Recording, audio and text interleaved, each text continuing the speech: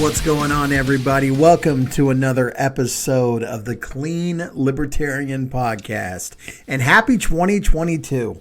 I hope that your new year treats you so good.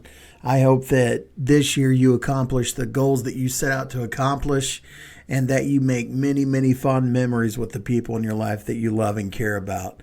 I guess that's kind of the cool thing about New Year's, right? Like it's the dawning of a new horizon, right? It's seeing a clean slate laid out in front of you. And, man, I know a lot of people kind of like, dig on you for, having a New Year's resolution or this or that. I say, go for it, man. I say that I am 100% in your corner. I support you. And you know what? I believe in you. For whatever that's worth, there is a fat guy in Oklahoma that gives a shit and he believes in you. So hold on to that, Today, here's the thing, man. We had another Dad Roundtable. I brought the guys back, the usual suspects. You got KRS, you got BK, you got Evan. We also had Jeremiah on, and we are also joined by Tommy this time from Year Zero. And it was just a great conversation. As per usual, there's a ton of technical difficulties that probably gets a little bit difficult to listen to. I think in the beginning we struggled. I think we started out with 3 of us, and then one by one everybody kind of jumped on, and then by the end there was only like 4 of us left. But when we get together, we talk and kind of drop some of the bullshit and just get gut level honest. And this is a great conversation. We talk about everything, man. God, I'm trying to remember what all we discussed. I know we talked about AI at one point, but we also talked about kind of what we learned over the past year and goals that we have going into the new year. So without any further ado, because this is a little bit of a longer episode, I'm going to bring on the boys. All right, man, here we are. Another Dad Roundtable. I think this is number 3 for us now, isn't it? We've done 2 before. We added Jay on the last one. Now we got Tommy with us this time. We're waiting on BK and Evan will be joining us eventually. But yeah, man, I kind of just wanted to bring everybody together and kind of shoot the shit a little bit about, how this year went, what we look forward to in the next year, and what that means as being a dad. I think it's really hard for kids right now, given everything that's going on. They're being subjected to. Can you guys hear me? Yes. Yeah, we can hear you, Tuck. They're being subjected to a lot of tyranny that is really hard psychologically on them. And I'm watching how the kids are reacting, and it's really distressing. It's really breaks my heart to see what's going on. Yeah, without a doubt, man. I have my daughter, she's on a trip with her mom's grandparents, so it's her mom's side of the family. They're all going out, but they've been really pushing her to get vaccinated. She's 12.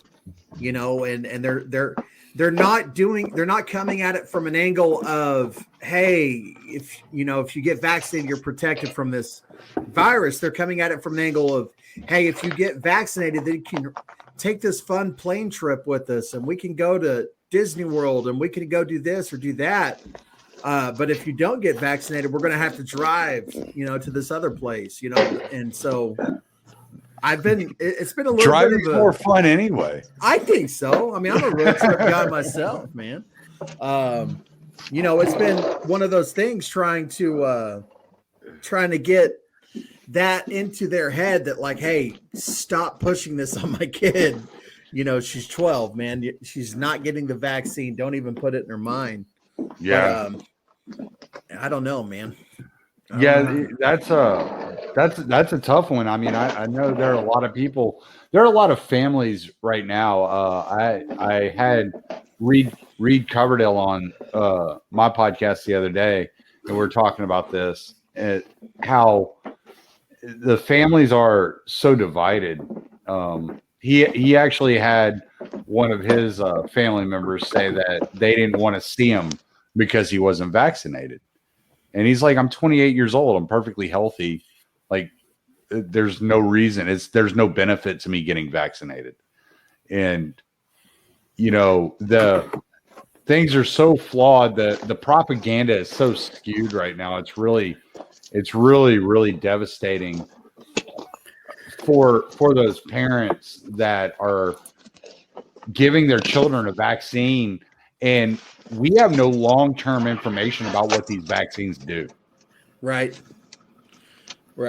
And that's the whole crux of the issue, right? Like that's the whole deal right there is the You're fact you're volunteering to be a lab rat. Like, Yeah. and I'm not going to sign my child up to be a lab rat for sure. No, not going to happen, man.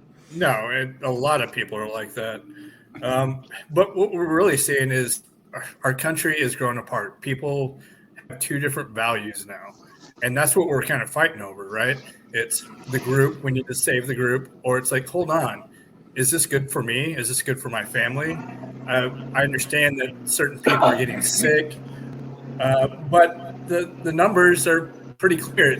There's a huge dichotomy. It's older people and fat people. I'm not one of those people. My kids aren't one of those people. Why are you having them join this? Why are you treating my kids that are 7 and 4 the same way that you would treat somebody in an elderly home? It's not how you do it.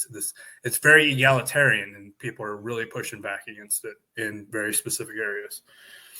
Well, let me take the host position for just 1 second. Like, how old are y'all's kids? Mine's 4 and 7. Mine's 12. Okay. And if BK was here, 4 or 5, I believe. Okay. And Tuck, how old are your children? I don't. Maybe he can't hear us again. Yeah, every time we hit record, he gets kicked off. Damn, that sucks. All right. Yeah. Well, it was nice talking to him while it lasted. Yeah. But his kids are all graduated, I believe 18 and 24 or 20 and 24. So okay, gotcha. Young men. Gotcha. Okay. And then I have 5 kids, and my youngest is 17. So yeah. So how's it been with the younger kids? Like how have y'all dealt with this? It's been harder on my wife, I feel like, because she wants to go out and do stuff. She is a busybody. Things need to get done. We need to go. We can't sit at home. We shouldn't be sitting in front of a TV, in front of an iPad. We're always doing something. In the last 2 years, it really shut us down. Like we couldn't go to do anything. Or, I mean, we could, but the atmosphere just sucks. Like it's when you go to the science centers or the zoos, it's like, am I around the right people? Do I want to be around these people? Do I want to deal with the employees? Because I'm not going to wear a mask. I'm not going to make my kids wear a mask. So, like, have your kids reacted like poorly to, because like they're like 4 and 7, so yeah. I mean, it's like half their lives people have been masked up. So have you noticed any effects to them being exposed to that? I live in northern Alabama. It's off the interstate. We don't have, we're an hour and a half away from Huntsville, which is the biggest town. Right. So it didn't really hit our area that well, even though we're kind of a retirement community and all that stuff. They didn't really have to wear masks. We homeschooled them for that first year in 2020. So they didn't have to really deal with it. But they went back to school, and my wife is kind of a teacher's aide at that school. It's a little private school. Everybody calls it the hippie school here in northern Alabama, which means it's not a Christian school, private school. Yeah. It's just a private school.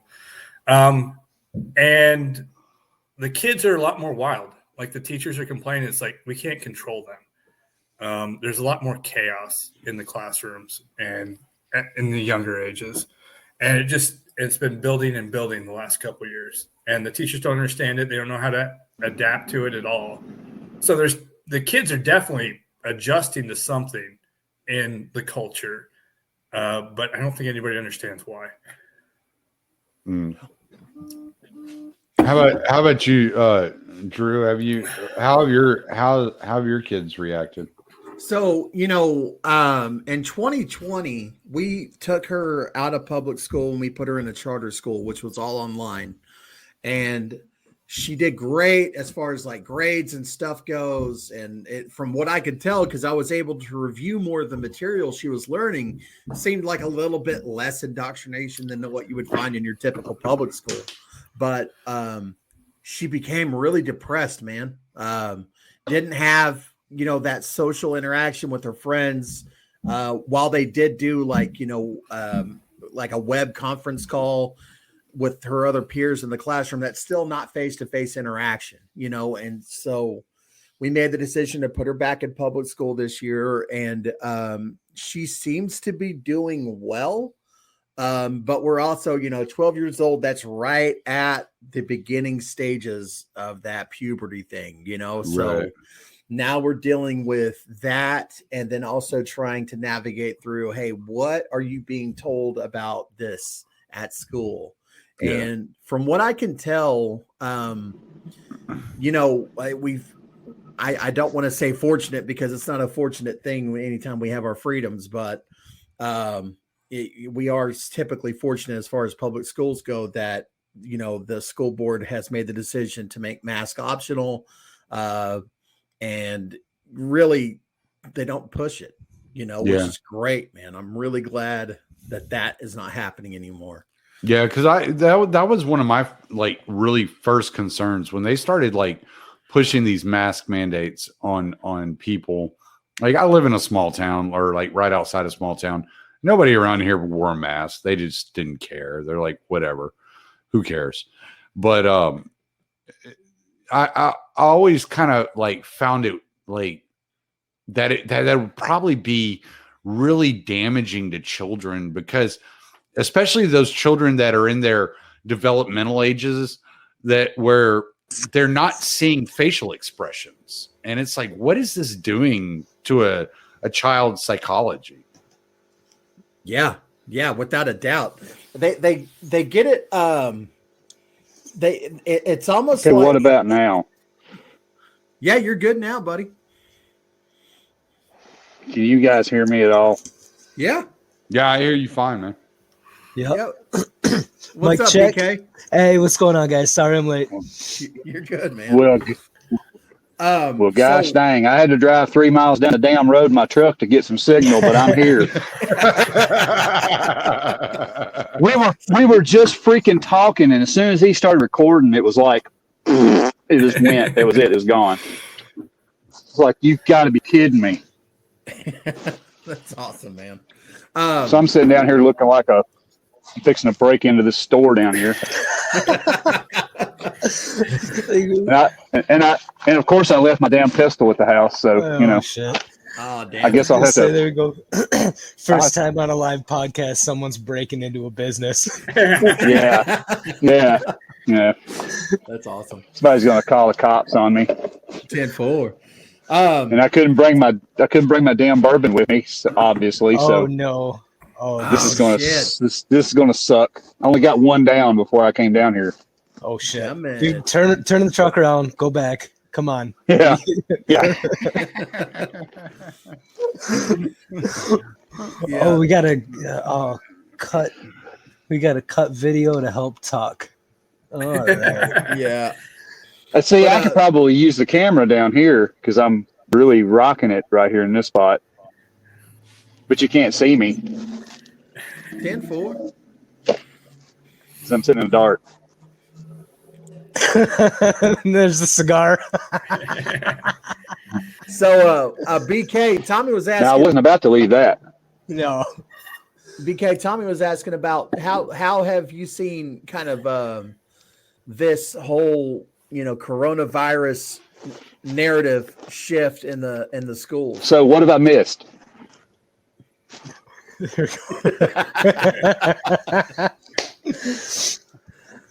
I've seen a lot of I don't know, like one thing that gets me is like the tornado gets done, you know, like we take him in, it's more like he's in more of that play group like I was telling you guys about, but it's still, you know, school, that sort of shit. And he feels like, I've noticed that he keeps the mask on as a comfort thing now. Ooh. That is really weird to me, because like everyone else is doing it, you know, like there's, especially with kids that, you know, like that young, man, like they just want to fit in, you know, like we're old, like we don't give a fuck anymore, you know, like we the people who are close to us are close to us because they've dealt with our shit for so long that they're like, yeah, fuck it, I'm in for the long run. Right. Yeah. But he doesn't know that, you know, so like when kids do, like when they do something different, and we've all been a part of, you know, some form of bullying at some point in our lives, where just because we were a little bit different, or we chose not to do something that everyone else did, we were ostracized for it. And I see now that mask is just like, that's the thing, is that there are a lot of parents, and you know, like in my area with the parents that are living in, it's a very liberal part of Grand Rapids, right? So there's a lot of the progressive mentality where this is actually a thing. And you know, so these parents are actually pushing it on their kids, you know, and saying like, this is helping, this is good, this is what you do, this is how you be a good citizen, like that sort of good German mentality bullshit. And I see him doing it only because like he never wears them anywhere else. He won't even put them on. We go, like, you know, like, I'm like, yeah, whatever, dude, don't wear that. That's bullshit. You know, it doesn't do anything.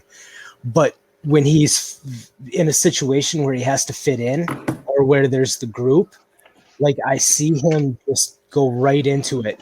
And I mean, it sucks for, you know, from my perspective. It's like, okay, how do you balance getting him the social skills that he needs, you know, that every kid needs, that every, you know, like we all have to learn how to socialize at some point.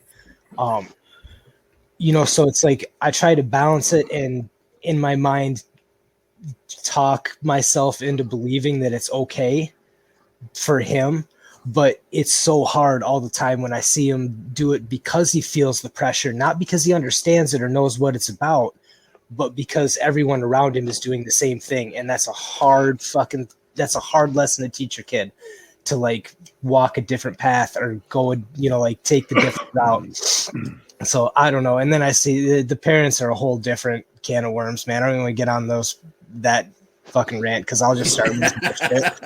I think well, while we're talking about your son, like just have you noticed any developmental issues because of his lack of contact with people's facial expressions?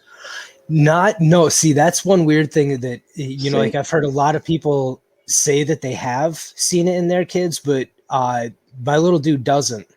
Okay. And I don't know why. He might just be like an outlier in it. It might just not affect him.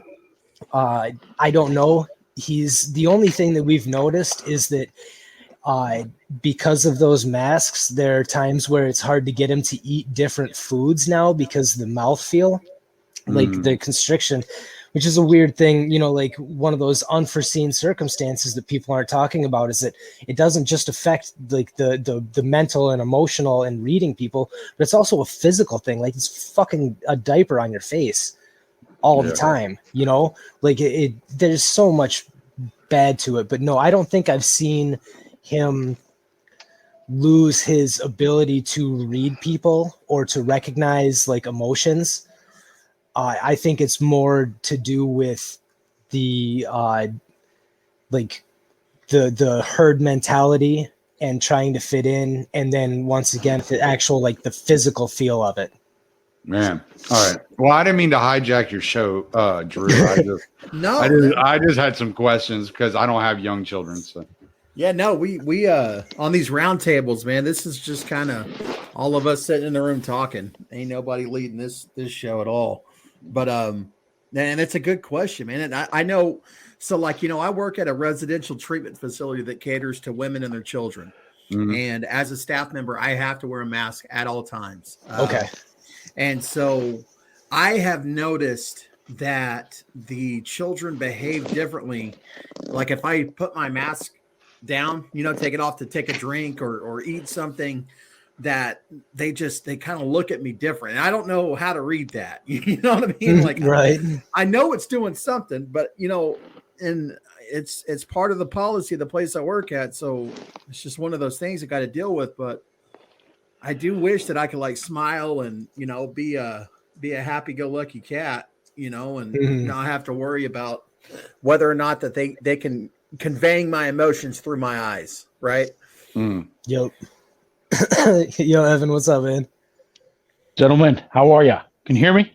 Yes, sir. Yes, sir. Excellent. What's up, brother? That's your fault for listening, then. The gang's all here, man. The gang's all here. That's a scary thought. That's a weird thing, Drew. Like, do you feel that that they're more in tune with what you're saying when your mask is down or when your mask is up? Like, I feel like and this is kind of how I've also done it. So like, if a kid's running around punching other kids in the face, I'll slip the mask down and say, "Hey, we're not doing that." Right. So I think that that's kind of also maybe playing into it is that, oh, Drew's got the mask down. He's serious now, Oh, I see. Yeah. So it's like whatever I'm conveying at that point, it's time to listen, Kind of It's like like when you Jerry do, Lawler. It's like Jerry Lawler dropping the strap. 10-4. Yeah. I was just thinking, it's like that's. If you're old, you understand that reference. I think we. I was just gonna get you on that, Tuck. No, like it's kind of how you use the dad voice with your kids. Yes. Like all of a sudden they know, like, okay, whoa. Yeah. Oh, yeah. I fucked up. All right, Yep. we gotta Playtime's back over. pedal. Yo. That's almost like makes me want to wear a mask around the house just so I can pull it off and be like, yeah, this shit's serious now, you little fuck.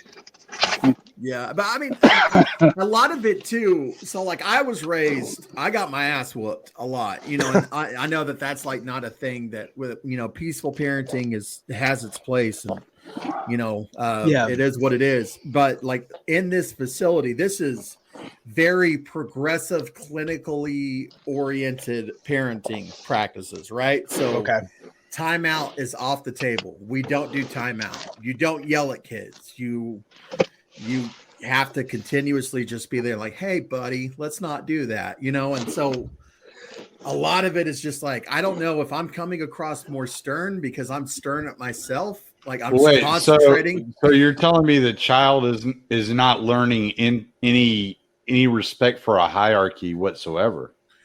Not in the traditional sense, right? Like the idea of punishment is something that they are pretty much against. Now, if a child is harming somebody physically, you obviously have to isolate that situation and figure it out. But in the immediate sense, they want you to more praise the good behaviors rather than punish the bad behaviors, right? Well, but that's quick question, like, that's gay. How are the kids? Yeah, I mean, honestly, how are the kids going to recognize the difference between good behavior and bad behavior if there's no difference between how you talk to them about it? See, that's what I'm still trying to learn, right? So, this is a lot of college degrees relaying information to me bits and pieces at a time. So I am the lowest. You're screwed, Drew. Yes, yes. I am on the bottom rung of that ladder, right? I'm a recovery technician. There's case managers above me. Above them is counselors. Above them is the program manager, and so I have 4 different levels that are conveying information to me, and it's really kind of been one of those things that it's like, hey, take this training, and then we're going to tell you how you've been fucking up. It's like you go up to like the bully and you're like, I know how gay it is, but if it weren't so gay, I'd beat your ass for being a bully. Yeah. That's just it. It's like I think of all the lessons that I learned as a kid, and it was because they were defined. Like I knew when I really fucked up versus when I just made a mistake or kind of fucked up. You know, like there was varying degrees. But if you talk to these kids who don't understand the nuance between emotional connections with one another, like how the fuck are you gonna how are you gonna explain to them that like, no, this is actually genuinely bad? Yeah. You want to see a boy snap into shape? Like seriously, you put that kid in the electric chair position up against the wall, and all you tell him is repeat after me. Integrity is doing the right thing even when no one is looking. And by the time that kid is 8 years old, you will never have to discipline him again. Just make them do wall sits all the time.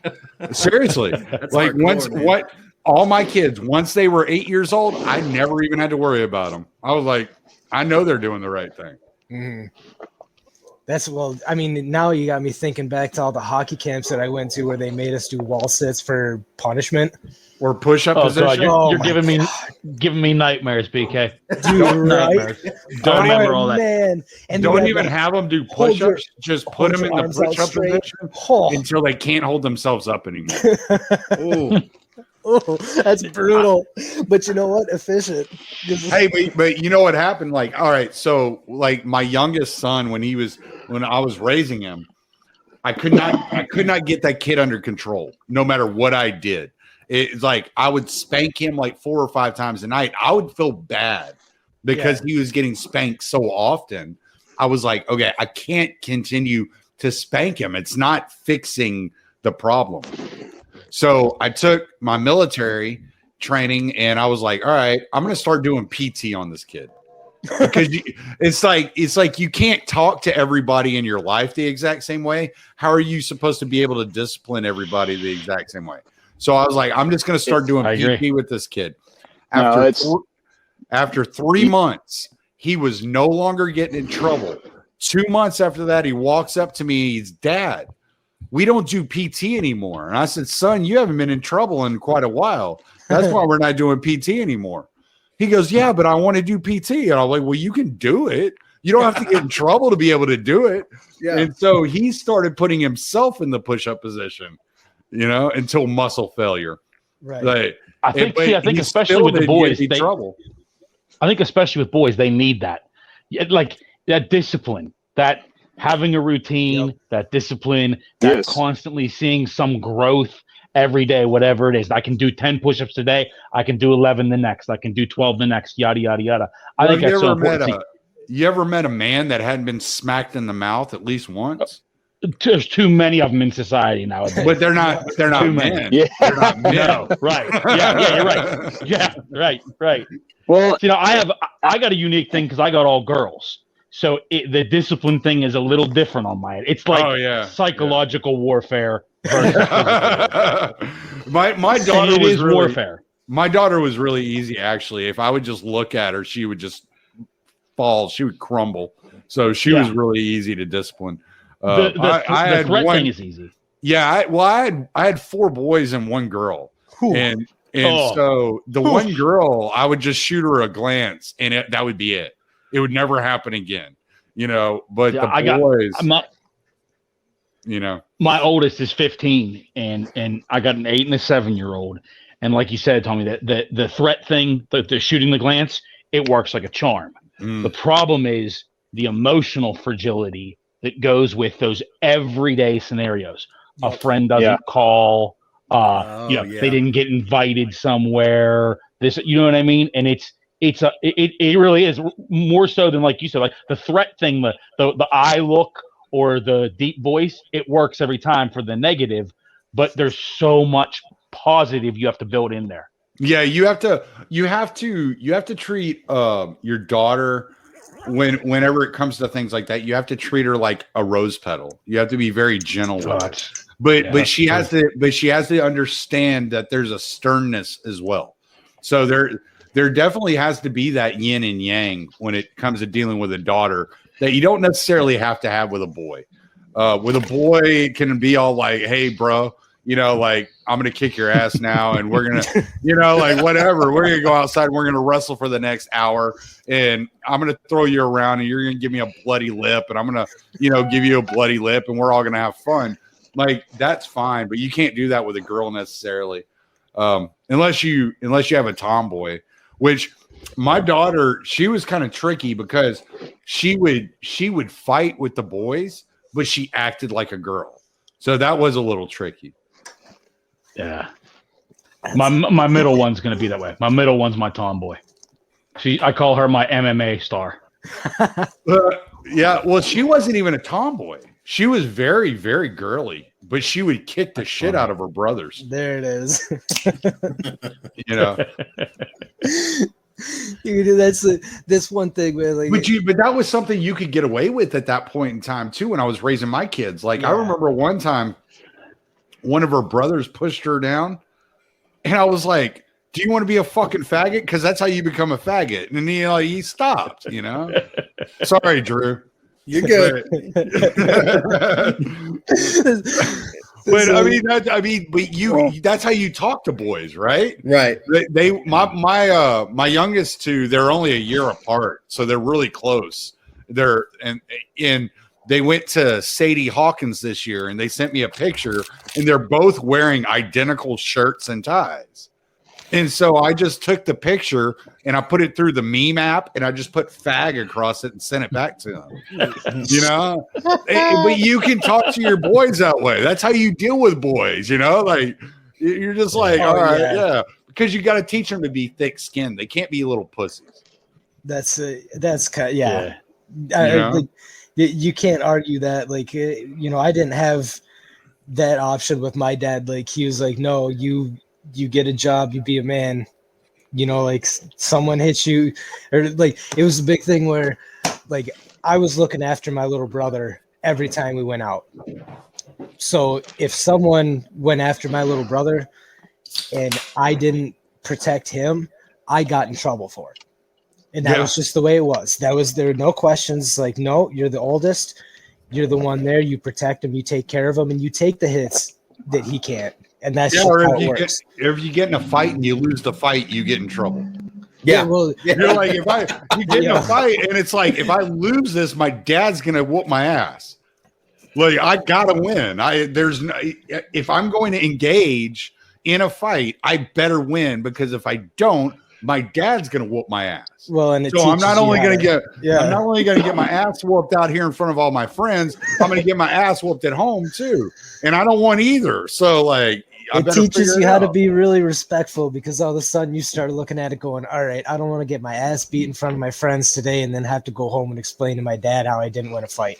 Yeah, so you start looking at people and you go, you know what? I'm not going to try you this time, man. I'm not sure that I can win. I'm just today's not the day. And you learn, and I think that was like essentially with my dad, like the lesson that he was trying to teach me was like, look, you got to be tough and you got to be strong, but you also got to understand when to walk away and when the fuck to fight. You have to be smart. Right. And learn that lesson early and learn it hard and learn it to the point where like it actually hurts so that you never forget it. Because too many times I've seen kids, like they're not getting that sort of parenting where it's like, yo, you need to understand that at some point in your life, you're going to have to fight for something. It doesn't matter what you're doing, where you're going, what it is. It might not be physical. It might be mental. It might be emotional. It might be professional. It doesn't fucking matter. Someday you're going to have to fight for something. You better be fucking tough enough to do it. And then you get tough enough and you beat some kid's ass and your mom grabs you by the ear and drags you through the apartment complex and makes you apologize for beating his ass. And that almost hurts worse than your dad whooping your ass. You're like, I can't win for losing here. Dude, do you guys think that societally that stems from like the fact that like it seems like nobody has a bigger purpose anymore? And I'm not even speaking specifically about religion. Just it seems to me like when people have like a higher purpose or something, they believe in something bigger than themselves, whatever it is, whether it's a patriotism with the nation, whatever it might be. But as we strip away a lot of the bullshit that goes with some of that stuff, which I think is good, it seems like we're throwing the baby out with the bathwater maybe a little bit. And when there's nothing higher than yourself to believe in, it seems like it's a lot easier to just not ever stand up for anything. Does that make sense? Well, it's because equity is the highest purpose. right? And so if everything is equal, if everyone is equal, if there's no hierarchy, if there's no competence that will put you on a higher level, then there's nothing to fight for. There's nothing to struggle for. You're just existing. I'm going to throw it out there. There's nothing new under the sun. Yeah. It's always like this. I mean, we're no different. Our grandparents or our great grandparents, whoever the greatest generation was for us, it was no different. I mean, yes, we have different things that we have to deal with. There's more government, but whatever. It's all the same. There were the same type of people back then that there are today that you don't like. They were then. They conformed to the group. It was always. A group thing is always thing. I mean, you watch these videos of people standing up in an eye doctor's place because a buzzer went off. Oh yeah, I saw that. Oh yeah, yep. Yeah. So I mean, it's built into us. I mean, all of this stuff, all the stuff that we are dealing with today is built in, and it's just that, and that's where tradition and all that stuff kind of comes back. Is like we'll wander. It's like, okay, we went too far. Now we have to come back to a spot. All we're doing right now is just coming back to a spot. That's what life is now, because it's changing so much. A lot of people are going back to tradition, going back to religions and stuff like that, because the world is changing so much, so fast that we need a good home base to start out with. That's what's anchor. Happening. Yeah, that's what it is. It's like when people go scuba diving in caves. You have that rope. Yes, you can go explore, but make sure you know where that rope is before you go off exploring. Yeah. Oh, damn, Jerry, that was nice. But yeah, I mean, that's what we're at right now. We got that recorded. Oh, fuck. Son of a biscuit, I forgot that we're recording. That's going to be the tweet tomorrow, boys. Motherfucker. That's going to be the subject tomorrow. God damn. You just fucked yourself, buddy. I know, man. I appreciate the encouragement so much. Thanks, BK. God damn it. I'm so fucking angry right now. Can't believe I gave you that's a softball. But yeah, there's nothing new. This happens all the time. So what we do is we just solve new problems and understand that these people will always exist, and we just have to keep moving forward. Yeah, they're always the patterns and symbols never stop. Yes. Those patterns never stop. You can look at this as our generation's flood to an extent. Tower of Babel. Or Tower of Babel, exactly. That's where I was going to go next. You can see, like, I read a book a while back, and it was called In Our Own Image, and it was talking about making AI a conscious AI. And I'm like, if you made an AI with a consciousness, it would kill humanity. That was like ultimately like what it boiled down to, because humanity is so fallen, it's so flawed that it would be trying to perfect the existent creatures, and therefore it would just kill us all off. And so, yeah, it's a Tower of Babel situation. See, I'm gonna go the other route on this one. I'm gonna be the contrarian right here. I think that if we develop AI, wait, well, hold on. What? it's gonna recognize like whoa. Stay in your lane, buddy. Hear me out, gentlemen. All right. I think that if we develop AI and like that consciousness that you're just talking about, Tommy, I think it's going to keep humanity around as long as possible, because a computer system or something written so pristine, so concise, is never going to have the random stupidity that humanity has. And I think that a computer system would recognize the importance of the stupidity that we provide and want to keep it around. But my thought is on this, and from reading the book, is what do you get whenever you have a conscious human being with no emotion? You get a psychopath. Yeah, that's true. You do get sociopaths, but my argument would be that the computer's smarter than the human sociopath, so it wouldn't. It would recognize the importance of. Have you ever heard of Ted Kaczynski? Can a computer be smarter than that? Of course, everyone knows about Uncle Ted, man. Everyone knows about Uncle Ted. Uncle Teddy.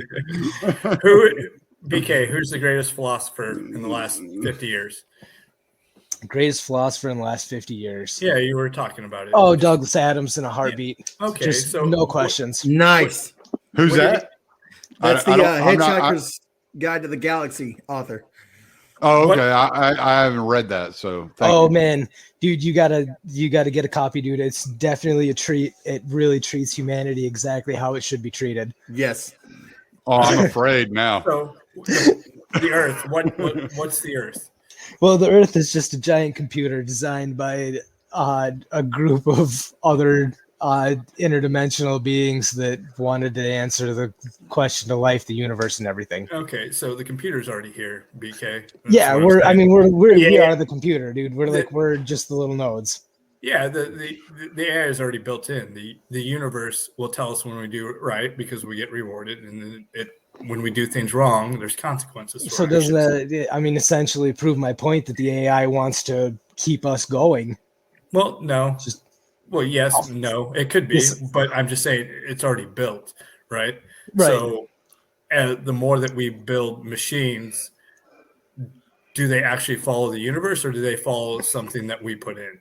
So is it some sociopath system that's where I'm going. Oh, yeah. Okay, I see.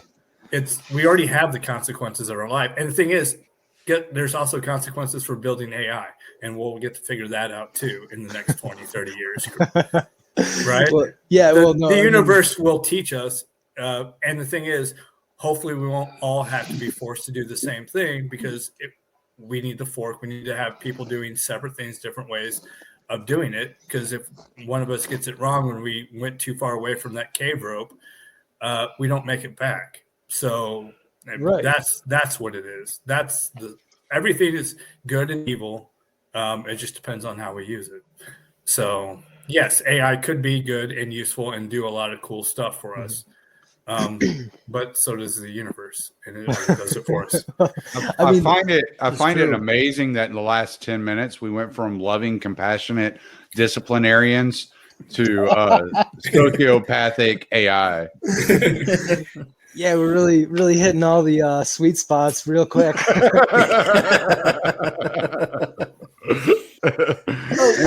And I'm also wondering why BK has never been on Paz's show right now.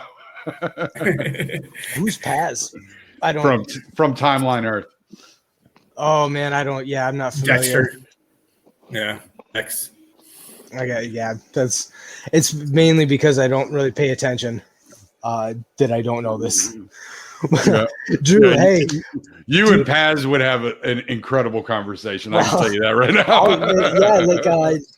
Send me a message who he is, and if I don't follow him, and at least talk to him because dude's that cool. I mean, like if he's fucking cool like I am, then I'm gonna be able to talk to the dude, you know.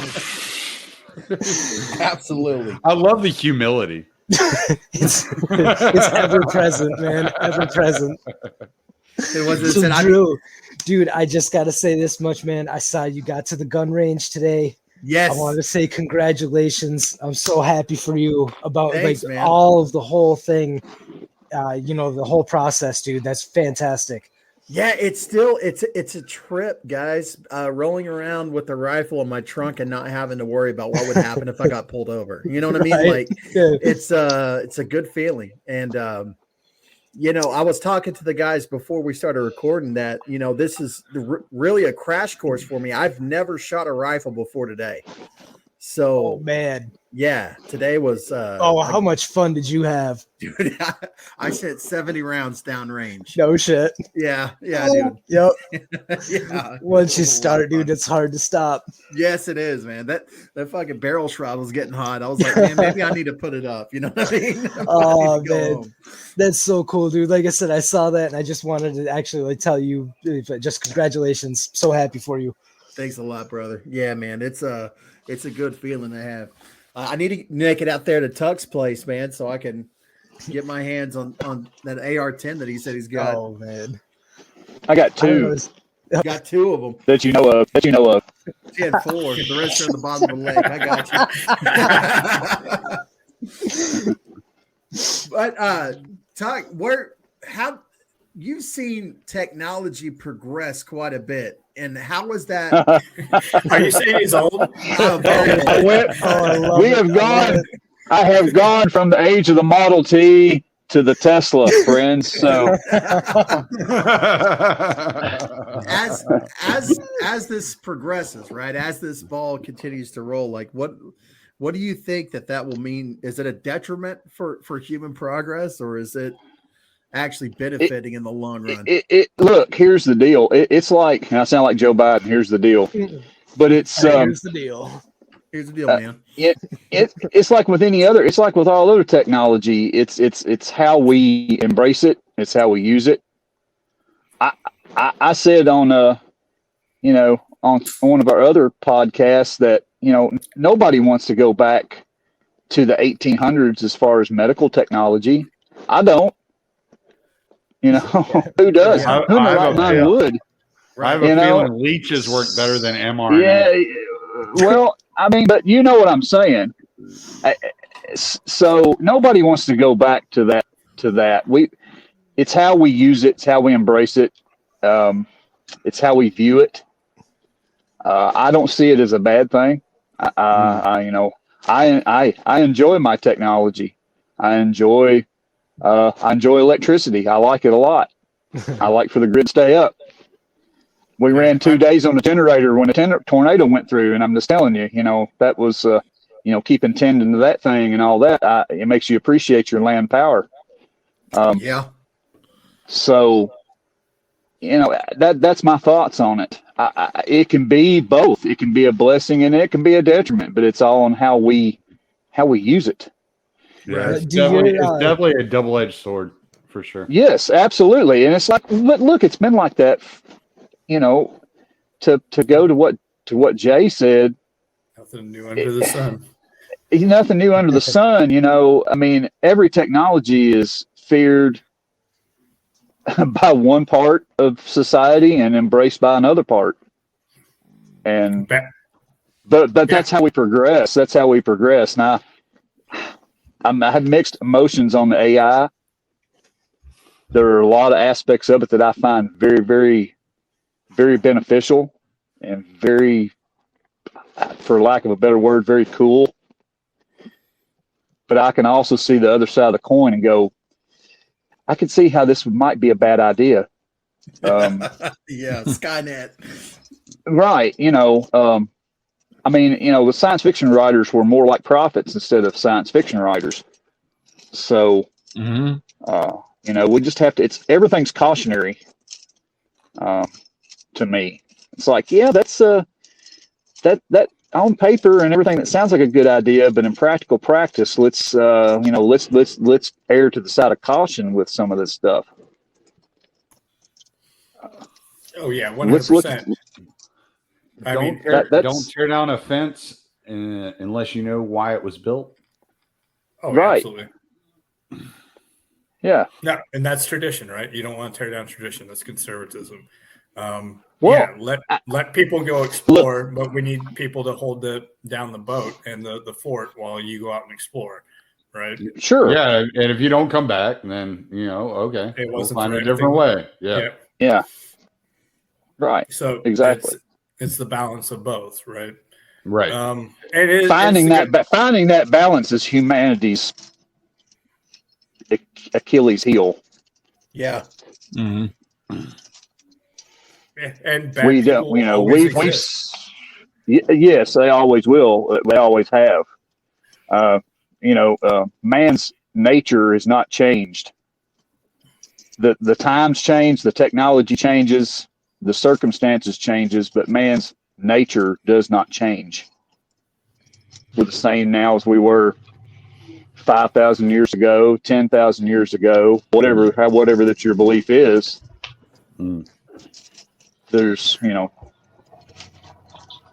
Yeah, I think about my belief system is that wherever there's good, there's evil, and it's equal. So Well, I think about whenever I watch technology, I always think about the tree of good and evil, right? I'm always thinking yes, like it's like and the whole idea of not being ready for that technology, not being ready for that knowledge quite yet. So you'll see things like you'll see the nuclear weapon pop up before you get the nuclear reactor that's providing power to people. And it's yes, like, yeah, you weren't quite ready for it yet. Yeah, it was you were right. you figured it out, but you weren't quite ready for that technology, and that's what always kind of pushes me to the side of caution whenever it comes to Yes. these things. Yeah. Like how much devastation is going to be experienced before humanity figures out a way to use these things for good. Well, it's you can apply that across the board with pretty much anything that comes up new. I want to keep harping on it, but you go back to a lot of our policies and things that we have in place. Like go back to the Patriot Act. I always harp on the Patriot Act because it's one of the things that I hate. When it was brought in, it was all for the safety of everyone in the country, right? We were protecting ourselves. But there was a certain part of us that sat back when it first started coming out and was voted in. It was like, how is this not going to be used against us? Mm-hmm. And so, that's my approach when it comes to technology.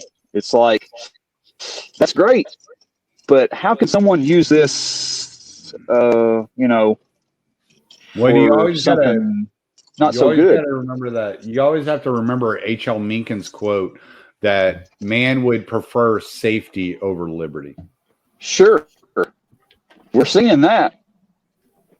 Yeah, Well, we are. I don't know. I don't know proving if that. we're seeing it. I don't know if we're seeing it as much as we think we're seeing it. This is something that I was like talking. I recorded with Nick Ashley last night, and we talked about this a little bit, right? The more I talk to normies, the people that aren't really paying that much attention, but are affected on a daily basis, obviously, by the policies, the more I realize they see something wrong here. If you look at the population increase and decreases, right? People are fleeing those safe havens like New York and California, and they're entering places like Texas and Florida that have more liberty. So there might be a catch here, like they only respect safety for so long until they feel the oppression of their liberty or something like that. Like, But the thing about it is that I don't see there's a certain few, but a lot of them haven't learned a damn thing from it. well, there's now I'm not saying it's all of them, but I'm saying there's quite a large percentage of them that when they go from there from point A to point B, they bring their point A problems to point B. Well, there's also been this like crazy, like kind of like cultural weaponization of individualism that's happened to where like this postmodern or critical theory has been injected into individualism. So you have this idea, like even here in Texas, I live in Southeast Texas. There, like nobody around here loves government by any stretch of the imagination. And you have this idea that they're afraid to speak up against the tyranny. And so the individualism has been utilized to such an extent that people don't even feel like they can gather together in such tribes to throw off tyranny. And that's something that's interesting to watch. So like they're afraid to organize. Yeah, because they feel like they're alone. It's been like individualism has been so pushed down their throat. It's kind of like, oh, you want this? Okay, let me give you the extreme amount of this so that whenever it comes to me taking power, you feel like you are alone. And it's like this, like any idea taken to an extreme can be weaponized. And so I think, and this is why I think the syndicalists are a little bit more in touch with human nature and the way to keep power in check. Not that I think all their ideas are right, but I think maybe they have the right idea about how to keep power in check because they're never alone, right? Whereas if you bring individualism to its extreme, then you have a bunch of hermits acting as individuals alone without anybody to turn to, without anybody to lean on. And so people believe that they are the only ones that feel this way. Like I had a guy, I was talking to a guy, and again, he's a normie. I'm not going to bring his name up or anything like that. He doesn't even pay attention to news, but he just looked at me and he goes, ever since this whole COVID stuff started, I feel this weight on my shoulders. And all I can think is, I know this is bullshit, but here I'm gonna either have to get a vaccine, be tested weekly, or I'm gonna have to quit. And I was like, dude, you're not the only one that feels that way. And he's like, really? And I'm like, yes. There are so many people that feel that way. Then he goes around and he starts asking other people, and he realizes that over half of the store that I work for feels the exact same way he does. But all of them are scared into silence as if they are alone in this process. And so that's a weaponization of individualism. The individual doesn't even feel like they can speak because it's the collective versus the individual. So everybody against that one person. You see what I'm saying? It's a complete corruption and inversion of what individualism is supposed to be. Well, individualism, but you have to have more than just individualism. You have to have the power over your individual as well, right? I mean, I want to teach my kids over the next year is to push everything forward. Like it's not about today. It's about when we work, we're not working for today because today sucks. There's nothing good about today. So everything that we do today is about it's about tomorrow now, right? So right now, this podcast, I mean, obviously it's going to go out tomorrow, but it's about coming up with ideas. Literally about tomorrow. God, I hope not. Tomorrow. But it's. Is there any way we can lose this? Yes. It's about getting together and pushing these ideas so people know have a destination in the future to go forward to. Same thing with everything I do with my kids now is teaching them so they could be better when they're my age, right? Right. So, and my job, I'm starting my own company. Why? So I could pass down a company to my kids so they don't have to worry about going through whatever new system is being built right now.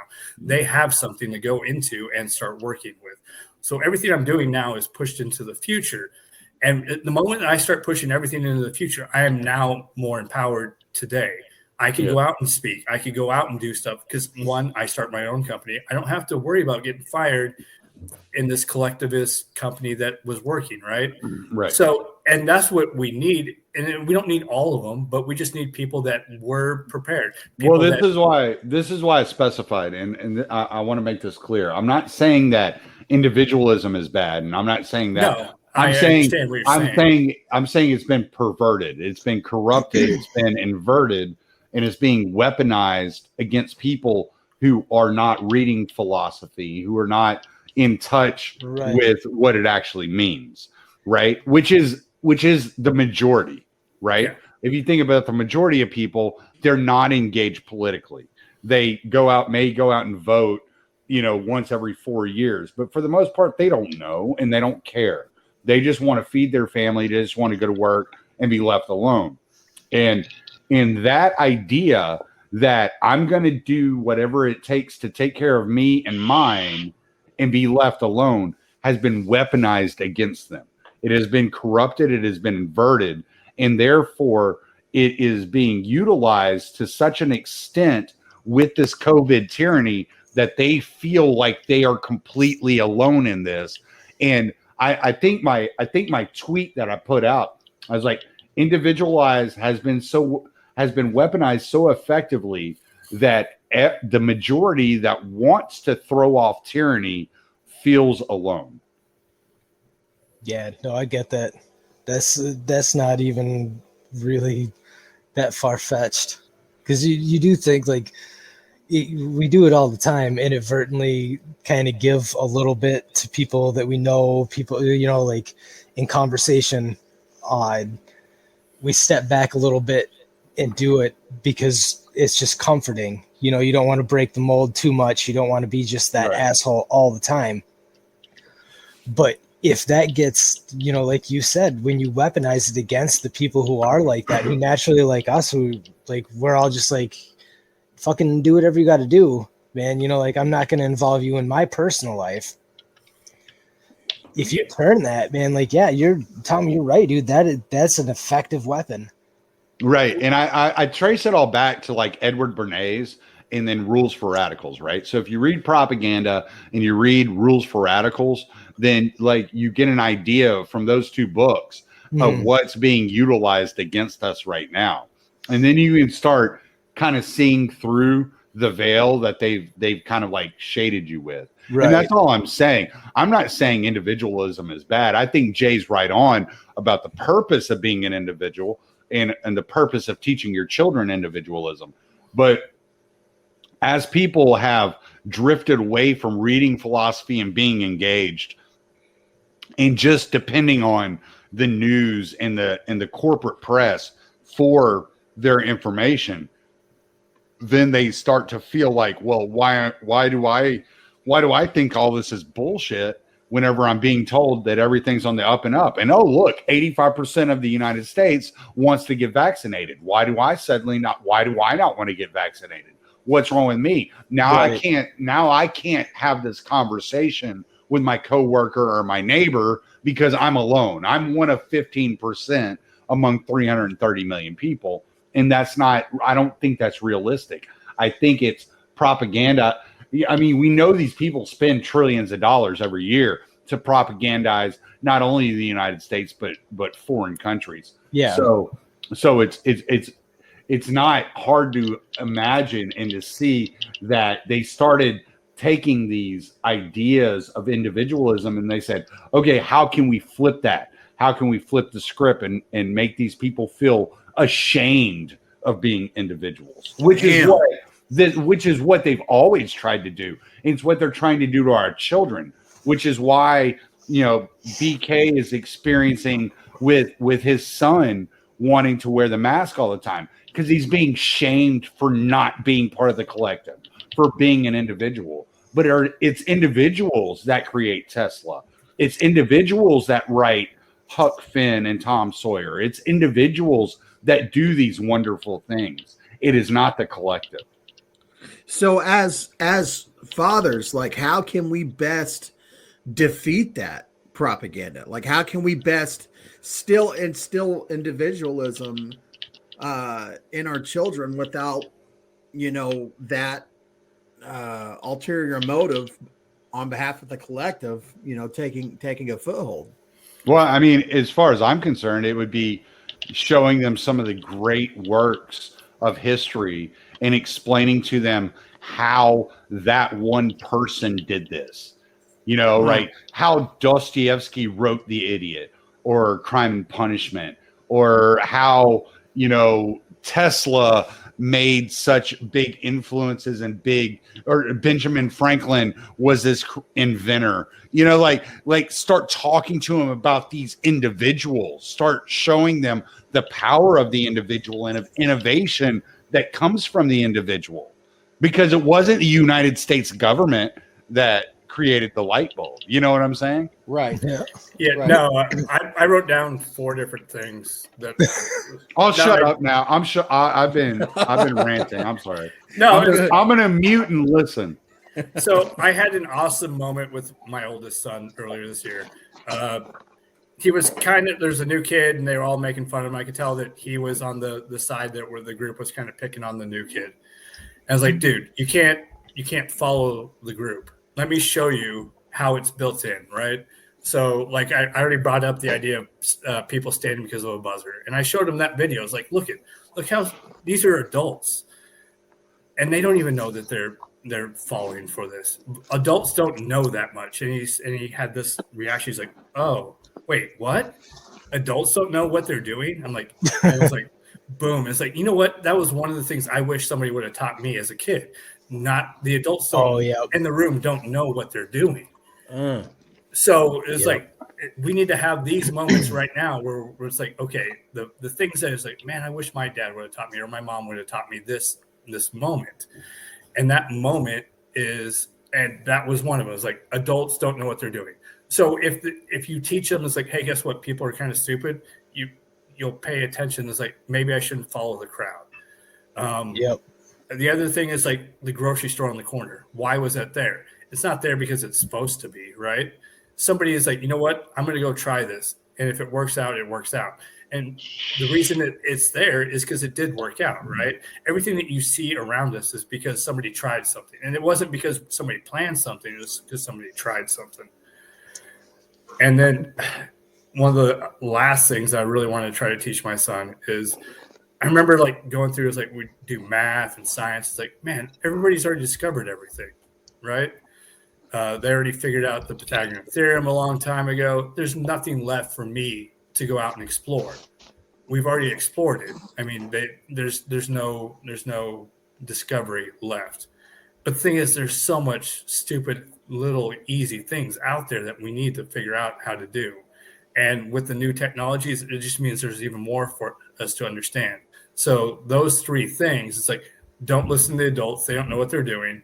All the stuff that was here wasn't because the adults planned it. It was because somebody tried it and it worked out. And the last thing is just, there's way more to discover. So go ahead and figure it out. So, and it's all pushing things to the future, right? Hey, when you're growing up, you're going to have to rebuild this. You're going to have to be the one that goes out there and tries it and does this stuff because nobody else is if you're sitting around watching. So, and that's how you build the individualism to go out and do stuff. But you also have to build the world around them so they can do it. And then we ourselves, like we're doing right now, we need to stand up and go, hey, you're not the only ones. Hey, silent majority. We could do this, right? Jesus fucking Christ, this is the best fucking TED Talk I've ever heard. Yeah. And dude, you're not wrong at all at anything. Like, fucking nailing it. I'm giving Jay a hug right now. But I mean, that's what it is. Right now, the silent majority is like something isn't right. And it's weird how intuition works. I mean, like I said, the kids are crazier at school. They're intuiting that the world is crazy. That's why they can't be controlled. They also understand that the system is kind of ending and there's something new. And so why should I pay attention? So let's take that energy. Let's find people that are good at speaking in front of other people. And then let's find the silent majority. Yeah, turn that energy into productivity. Because it's already there. I mean, this isn't the first time. There's places that are burning down. Let's not even worry about them. Walk away. Don't even turn your back to it. Don't turn back to look at it. Just let them burn. And then as they're burning, we're building new things. That's it. And we have to show our kids that, hey, these new things have to be built. We don't know what the answers are. So we need you to figure them out too. I vote Jay for monarch. Democracy, monarchy. Who said I believe in democracy? You just said vote. Well, that's because that's what everybody else wants. What about you other guys, man? What'd y'all pick up over this last year? Not everybody at once now. Come on. That's a loaded one, dude, because there's a lot of things that I picked up that started negative and turned positive, like just the entire, like, you watch everything go to shit and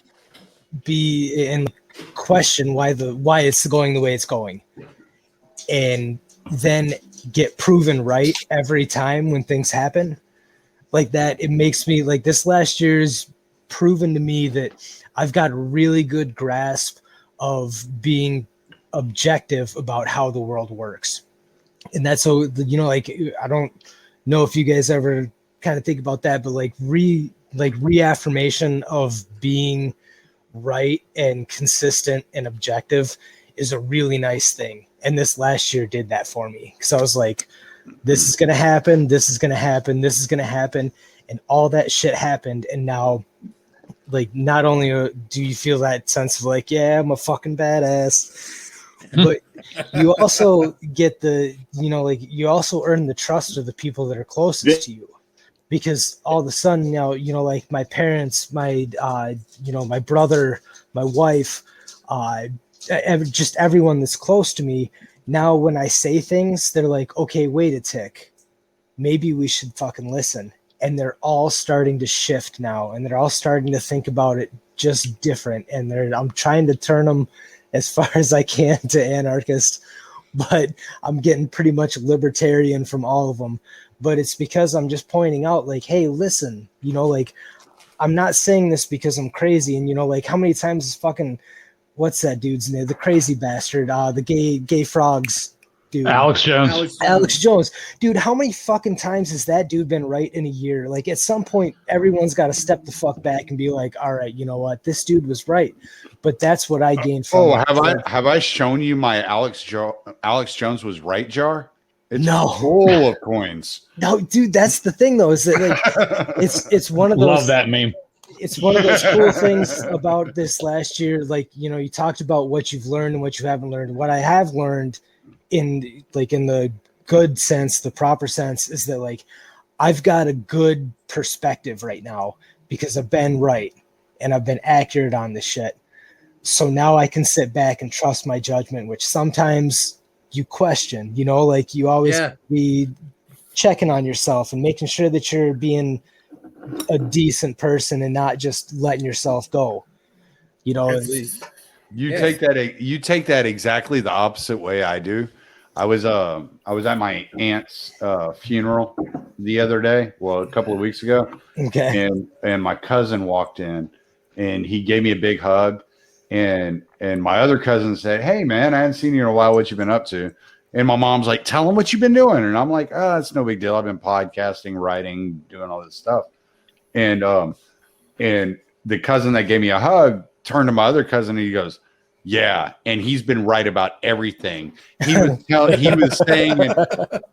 saying in 2019 what we were going to experience in 2021, and I just felt like totally demoralized because I was like, "Yeah, I was right, and nobody fucking cared."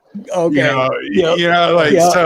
so I kind of take it the opposite way of you because, like, nobody listened when it fucking mattered. Here we are in the middle of this shit. You know? So a lone voice crying in the wilderness. I felt like the boy crying wolf. Yeah. Well, at least you got to see something come fruition. Crying. Well, in the one of the things I've been talking about for like almost 2 years now is ESG scores, right? And nobody else is talking about it, and it just drives me crazy. Yeah, I'm like, wait, no, like, this is a big deal. This is how they're going to affect your banking. This is how they're going to attack you financially. This is a huge ordeal, and nobody wants to talk about it. And I'm just like, all right, like, whatever. It shows also that our social scores have value to it more so than ever before. It can be quantized. So understanding that now AI and all this technology that we're being built, we now have a new currency that is way more valuable than other older currencies. If they're trying to regulate it, that means there's value to it.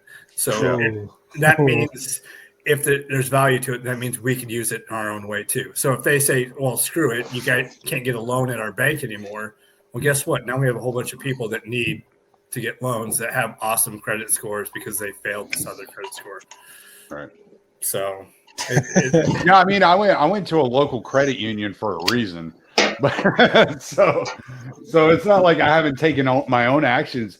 It's just I hate that people aren't talking about it. Like, I'm not a big name. I'm just some podcaster at the Libertarian Institute.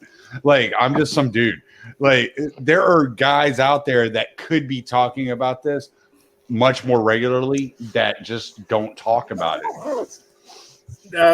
No, it's a big deal. They're going to try to form us and collectivize us. But the thing is, with all new technologies, they're probably going to fail a whole bunch at it. So as they're failing, that allows us to go, well, look at the value of your social credit. They hate you so much. Use that. Come over here. Use it for good things. Get people behind you. Yeah. You are now a mouthpiece that people want because you could tell because you have the low score over here. Right. Yeah. The more likely the more they hate you, the more likely I am to do business with you type deal. Yeah. Exactly. Yeah. So it creates a different world now. And now we get the fork, and it's just like the whole Bitcoin versus Bitcoin Cash. The world splits, and we get to see who does it better, who has a better system, who is more efficient and gets the most stuff done. Yes, it sucks, but it's the good and evil part. Right? Well, you describe it like the agorist dream. Why not? So here it is, permaculture. Everything's an opportunity. Yep, permaculture. You take the problems and make them solutions, right? We have a problem. All right, so let's turn it around and start using it in our own direction. Become the water, right? Oh, like fucking Bruce Lee shit. Yeah. All right, I'm in. Damn, this is the next level conversation right here, man. This is good stuff, man. This is how you parent. What? Well, yeah, no, I'm a firm believer that if you're gonna be a good parent, you should actually make sure your kid watches Bruce Lee movies. And I will die on that fucking hill. All right, I was just saying, if you're going to be a good parent, you should talk nonsense that your kid will only understand if they've taken shrooms. But okay. All right, well, no, I'm just playing. I don't know. Well, no, listen, like the problem is like I don't want to tell you what I'm thinking right now because this shit's being recorded. I will say this much, man. It would be fucking hilarious to see a little 5-year-old tripping on mushrooms walking around, because they're already crazy as fuck anyway. But could you imagine you'd be like, holy shit, you know what's gonna happen though? And like they'd probably be exactly the same. That's what being a 5-year-old is. But now that would be fucking, that'd be even more crazy. Because then you'd be like, what the fuck? Especially if you're tripping with them. Oh, you'd be like, wait, why aren't you tripping, bitch? these are legitimate things that like I know I'm probably gonna get in trouble for saying, but like no one in their right mind is gonna say that wouldn't be hilarious. No, absolutely not. That'd be hilarious as hell. Just be funny as hell, man. Just imagine. Fucking little kid just walking around. It's already going to be out tomorrow that BK is advocating for 5-year-olds to take psychedelic shrooms. Yeah, pretty much. I heard that he was already feeding them to him. We're fixing to dox your ass, buddy. I was about to vote for Jay, but now I'm leaning towards BK. Yeah, you might have to edit that part out. Someone's gonna call like Child Protective Services or some shit. Like this motherfucker's feeding his kid mushrooms. Like, dude, no, I'm just saying it was funny. It was just a thought. It was a thought. Yeah, like listen, I was just thinking about it. It's not, you know. Yeah. All we need is that little 10-second snippet of you saying how funny you think it would be to give 5-year-old shrooms, and then it's just all over. Oh, dude, it's a wrap, and that's something that like is really fucked up. Is that if someone didn't, you know, like one of you guys mentioned like doxing just a second ago, but like realistically, what if you did do that? Like if you didn't like somebody, you could take that little snippet of what I just said and cut it and give my information. And but kind of haven't we already seen that? That's a fucking crazy concept. Is like, you know, you talk about like individual rights and, you know, the amendment rights that we have that we're supposed to be protected from the government. The fact of the matter is like that shit could legitimately get me in trouble. And that's fucked up right now because it's just words and it's just a joke. But this fucking, like, this society right now is so strung out on, like, the bullshit, I guess. I don't know, the woke. It's not even the woke. It's just the fact that like everybody, maybe the bureaucracy is a better one. It's just so specific that like you feel uncomfortable talking now. Yeah, it's a totalitarianism, right? It's we're all feeling it, and this is why I'm saying about the normies, like they feel alone. Like we have each other. We're involved in this world, right? But like your average Joe that isn't involved in Twitter and involved in what podcasts.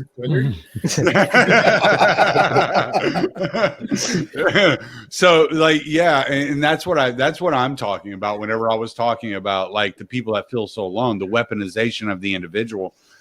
I'm talking about your average guy who feels afraid to say something and eventually just feels like they have no choice but to go along to get along. I have a book up here above my head. It's called Ordinary Men, right? I don't know if y'all have ever read that. Nope. You should read I have the same book sitting on my nightstand. It's a great book, isn't it? Yep. So far. Yeah. Yeah. And you know, like what the entire thing is, it's kind of like a sociological study about what it took to get regular blue collar guys to participate in Nazi war crimes. And it was the fear that they were going to be the other. And that's kind of what we're dealing with at this moment in time, right? We're dealing with people that are afraid to be outcast, to be outside of their normal spectrum, outside of the bubble, outside of society, for if they speak up. And that's kind of like the whole situation, because humans are tribal. They want to be part of that tribe. And it takes somebody who's well-read, really dedicated and understands what's going on to say, wait, this is fucking wrong. Because you're not saying this is fucking wrong for the other podcasters to join you. You're saying this is fucking wrong so average people can hear you and say, okay, I'm not the only one that feels that way. And that's what you're looking for. It's a hard thing to find sometimes, man. Well, it always happens all the time. Like you said, we are tribal. This is built in.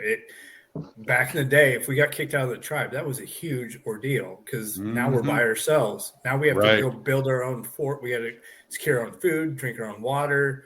Like you got to fight off. You got to fight off lions by yourself. And that giant snowstorm that just came through. Yeah, all that stuff. Yeah.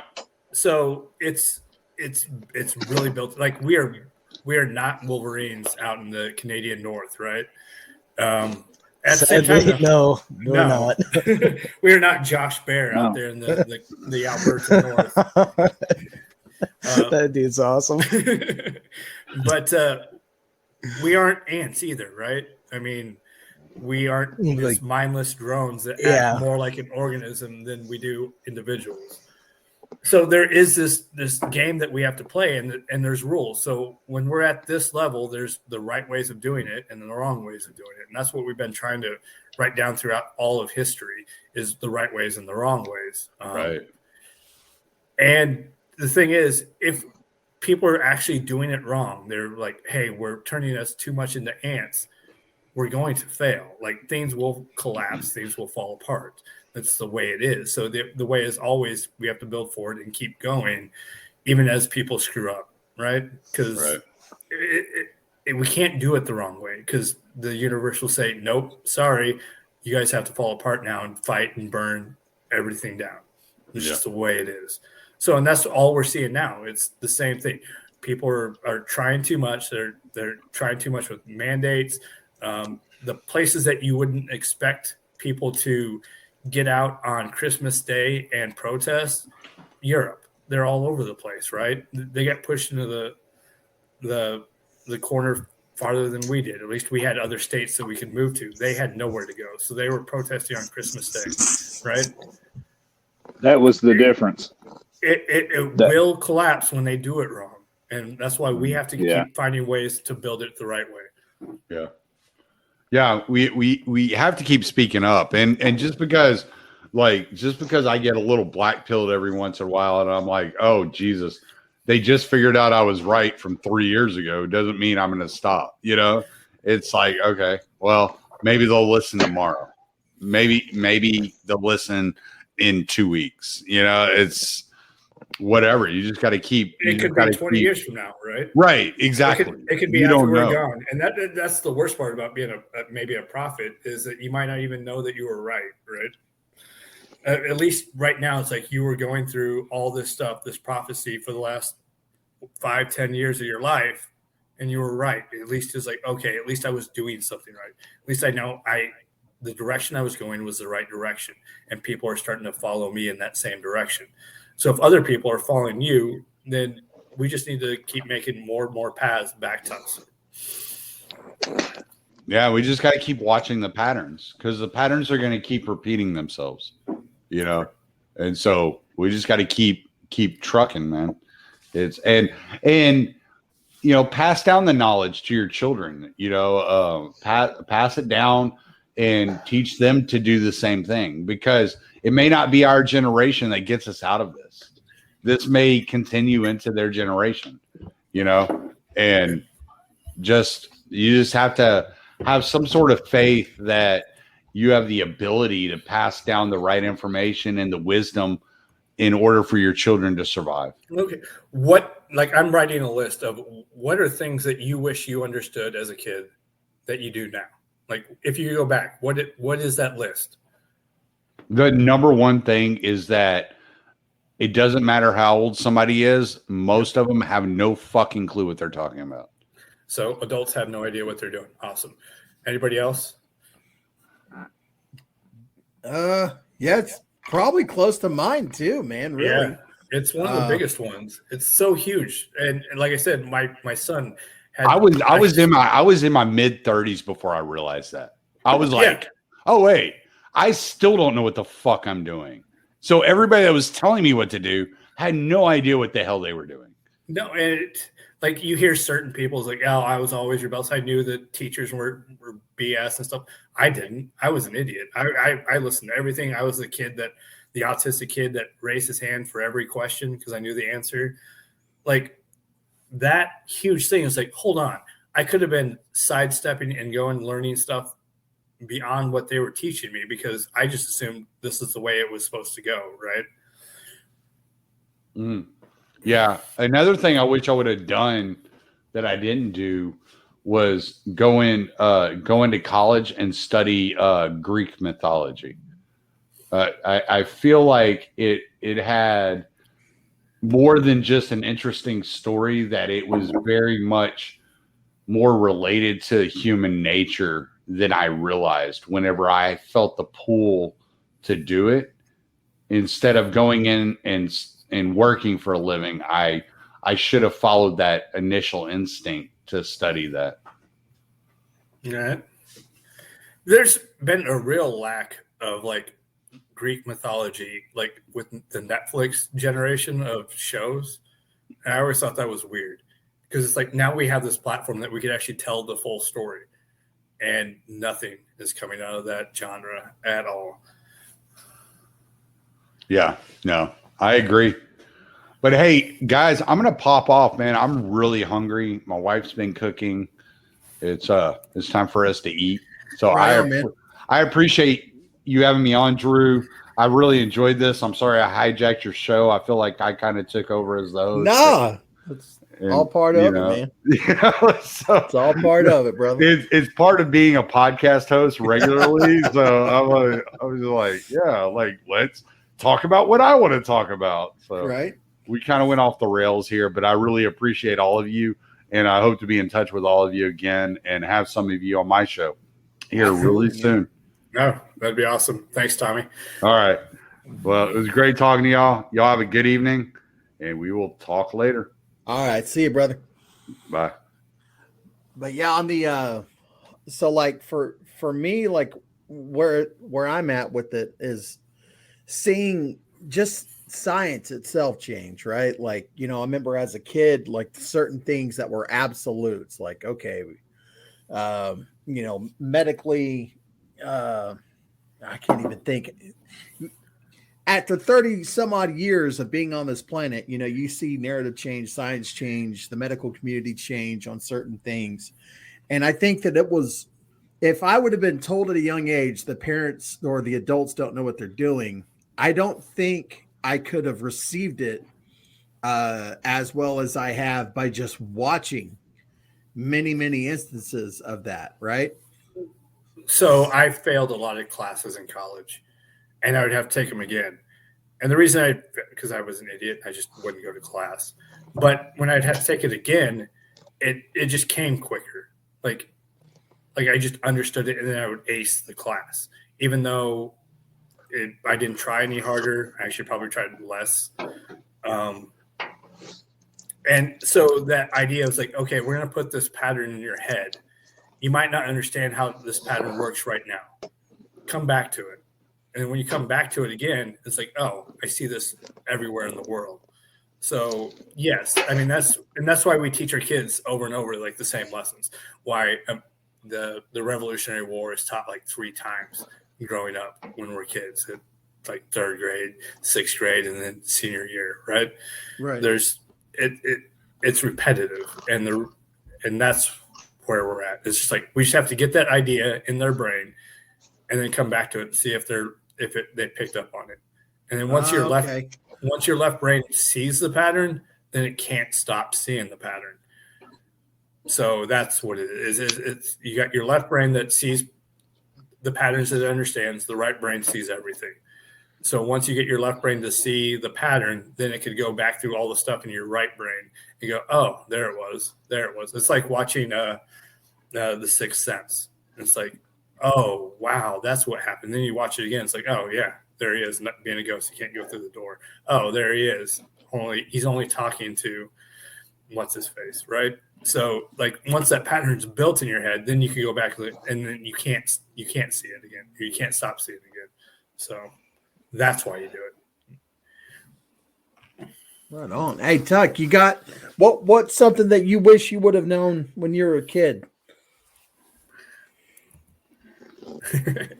No, I'm here. I have to be on the opposite side of saying the adults as far as in my life. Now, I know you guys are probably talking about teachers and instructors and those kinds of things, yes. But the adults in my life, I see it the exact opposite. I wish I'd listened more and paid more attention to what they had to say. I was always more of a mind of you can learn a whole lot more by listening than you can by talking all the time. And some of my best lessons were spent on sitting on a feed sack at a country store, listening to all the old timers talk about life experience. And those guys were some real philosophers. They were smart. Yep. So yeah, I know some of the best lessons I learned were the same way. Like, go ahead. Sorry, Tuck. No, I mean, I wished I would have. There were a lot of things that I wished I'd have paid attention to. Self-sufficiency is one of those things. I'm having to relearn and rediscover things that we've been doing for thousands of years. Things that I'm only 2 generations removed from it, and I kick myself for not paying attention to a lot of what they were trying to teach me when they were here. Now I have so many questions, and I'm having to rediscover a lot of it, and that's my biggest regret right now as it stands, because that's kind of my goal, is to kind of be more self-sufficient here. I know I'm not going to ever be 100% where I'm at. There's look, you all were talking about individualism, and that's all great. I'm very pro individualism, but I also understand that no man is an island. Also, you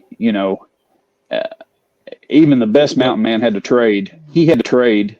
He had to come out of the mountains and he had to trade once a year. You know, he had to get those supplies. He had to do those things. He had to build that system, and we have to have that. And so, you know, that's what I look for in our community here locally, is to try to build that system. And the old folks knew how to do that. They had that. My great grandmother was a midwife. You know, she delivered children. I have a list of the children that she delivered written in her own hand. I found in a Bible that was given to me, crazy. one of her Bibles that was given to me. It is the list. She says, my babies. And they're people that are old enough to be my grandparents, you know, that she helped deliver. But she raised two gardens. She raised two gardens. She, you know, they had hogs, they had dairy cows, they had all these things.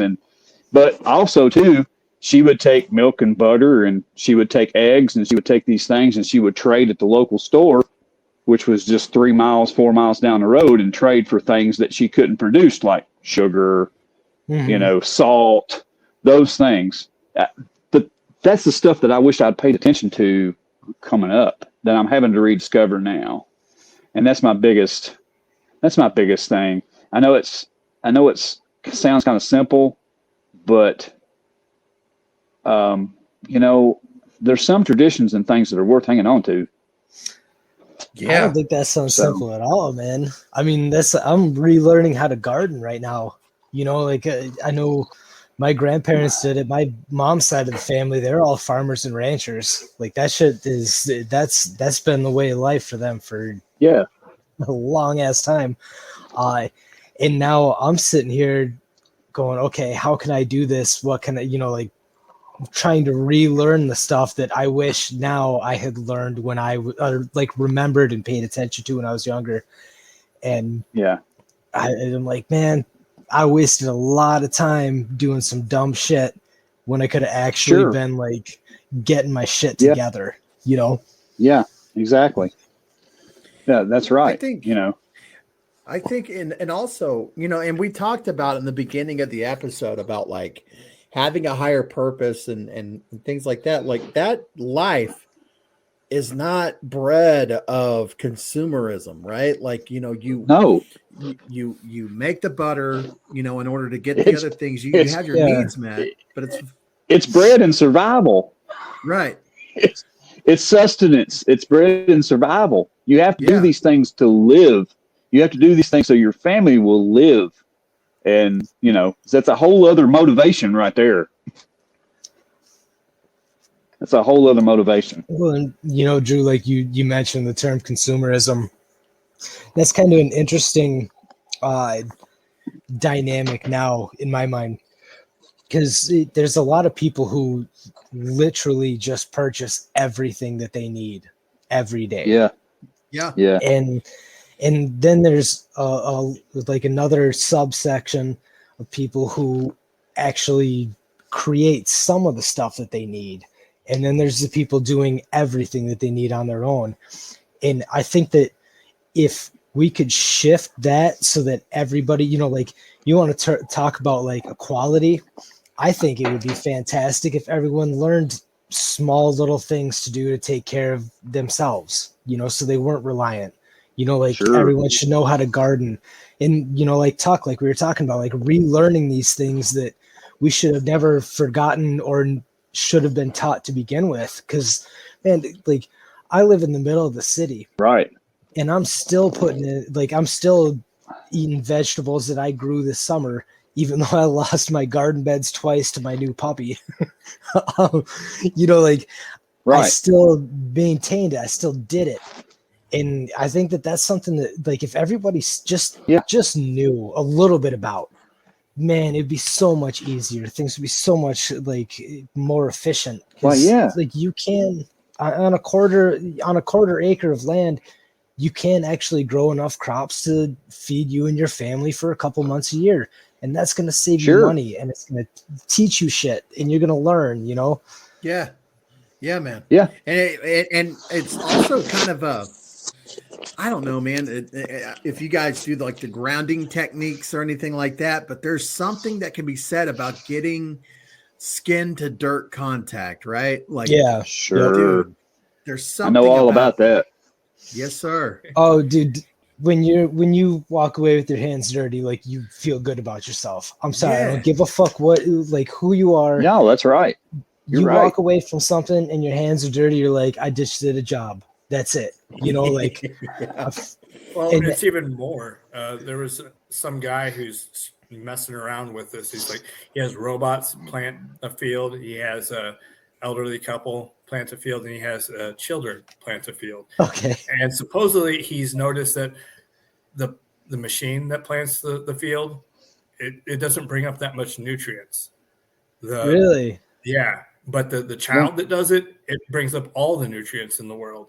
And then the elderly couple, it tends to bring up nutrients that they might be deficient in. And there's this weird connection there. I don't know if it's true or not, but just that idea, it's like you go out and plant your food will feed you. Yeah. And that is a huge thing to think about, that how well nature adapts. I have noticed. I have.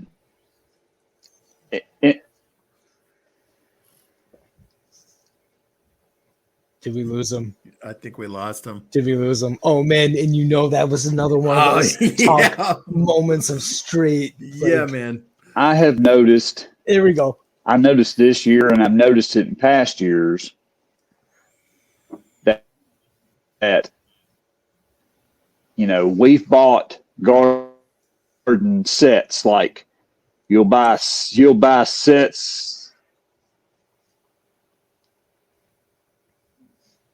This is gonna sound like a terrible remix. Yeah. Like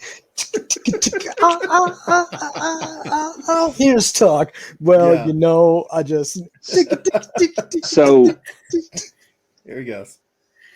We would buy sets like tomato sets.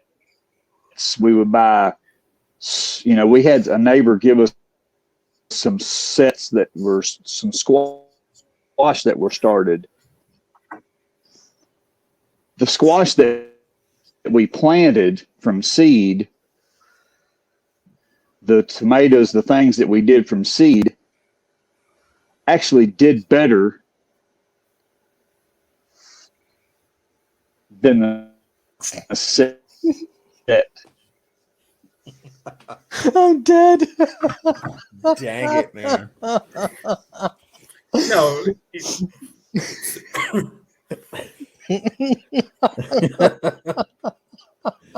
Man. Oh, I'm sorry, because that was some tuck wisdom. Yeah, man. That was like next level prophetic. I thought that adults knew what they were doing, and I was ready to listen. I actually found that they did better. There we go. Than the stuff we actually planted did better than the sets that we bought or were given to us. Huh. Outproduced, outgrew everything. I did notice that. Yeah, there's definitely a connection. It's very satisfying to the plants you grow.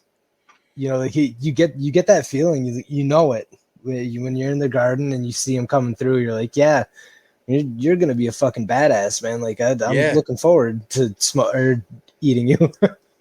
Yeah. Now, and expecting other people to do it, I don't like at all. Not even a little bit. Yeah. It's like we need everybody to do this. No, we don't. They won't. It doesn't matter. We are a special breed. We're on the fringes of this stuff. We don't like the idea that we can't control all the food that comes into our house. We'd like to have some of that control in our backyard. Same thing with water, sewer, all this stuff. Yep. Like if something breaks in the house, we're the ones that are trying to fix it. We don't want to hire some guy that comes in and does it for us. Yeah, I don't like people in my house. Yeah. straight up. But yeah, that's not normal. And the thing is why we're specialized as a society. Like it takes a lot to think about it. What other animal is okay with not taking care of their food every day, their shelter every day, their water every day? We have no problem with that. right? Jesus fucking Christ, Right. Jerry. What do you? I mean, that's a fastball right there. Never fucking thought about it like that. So, but we need to just build stuff that's easier and have our kids understand, like doing stuff in front of our kids. I mean, how much do they pick up watching us? Is like, oh, I can do this when I'm an adult. You know why I know I can do this? Because my dad did it. Yeah. Or my mom did it. Yep. And compared to the kids that live at home, that they order food out every day, have no idea that they could make their own food. I mean, imagine that shell shock that one day it's like, oh wait, I can make my own food. Yeah. Oh, dude, that's one thing. Like, I sincerely believe that our culture, the American culture's view of food, it's getting better, but man, it's so detrimental. Like, kids are just not getting the nutrients they need from the things that they need to get them from. You know, like, in spending years in food, I just watch people eat and I'm like, dude, what the fuck are you thinking? What are you doing? Like, that is not healthy. That's not good. Food is easy. Food is fucking simple as shit. We've only been doing it for like 20 years, right? 20, Well, maybe 30 years. Yeah, it's somewhere around there. I don't know. I'm not good with numbers. How far back do we go back? Oh, it's longer. It's longer. I don't get it. It's like I'm remarkably unhealthy, and consistently unhealthy. You know, like, I don't like physical action unless it's like throwing hatchets or fucking grilling. You know, like, that's my limit right there. I'll go sit in the deer blind. But I still maintain a basic level of health because I understand food now. And it drives me nuts that people aren't talking more about it. And you know what? We're going to save this for another day because I just realized that I was about to ramble for about 15 minutes and I wasn't going to be happy with what I was going to say. So I want to do it again. We're going to revamp. I'll go back. This will be the next one. I'll have my PowerPoint for the new year, new you too. This is cooking food. That's a great one. Like, it is. Go ahead, Tuck. Yeah. No, we were having this discussion. Some of us are having this discussion in our group chat about diet. You know, we're going to make some changes here. I mean, I've changed my diet. I started in 2019, but as far as my sons and everybody else, I mean, my wife has changed her diet some, but the effects that it has on you, physiologically, mentally, yeah, not just physically, but also mentally, the processed foods and all the crap and all the poison that we're fed and that we feed our kids. And you want to talk about the last 20 years. And I was like, no, it's not just 20 years. It's farther back than that. It's at least 40 years. We just been feeding. I was fed garbage, and we fed our kids garbage, and it's affected our mental health, not just our physical health too. Yep. Changing your diet can change your whole outlook. It could change it. It's chemical. Absolutely. And it's very important. It's very important. Yeah. There's so much crap and so much garbage and so much poison in our processed foods. And so to have something that's whole and wholesome and garden grown or that is not gone through that process with the nitrates and the preservatives and things in it, it's a big deal. It's very important. I have a son that has issues with social anxiety. These things we talked about, and I don't want to even get on the vaccine thing because it wasn't even about this COVID vaccine, but it was about vaccines in general. I very, very thoroughly believe that there was something there that the vaccines triggered that caused a lot of this. But I think a lot of it can be fixed with if I can help him change his dietary habits. Yep. It's man, what we put into our bodies is important, and it's I can't stress that enough. I mean, I'm not the poster child of health. Believe me, I drink too much and smoke too much, and but I tried to stay off the sugar. I've tried to stay off the processed foods. I can tell a difference. Oh yeah, I'm still moody. I'm still moody as shit at times, as anybody can tell. But Come on. that's a fucking understatement. I don't. But I don't feel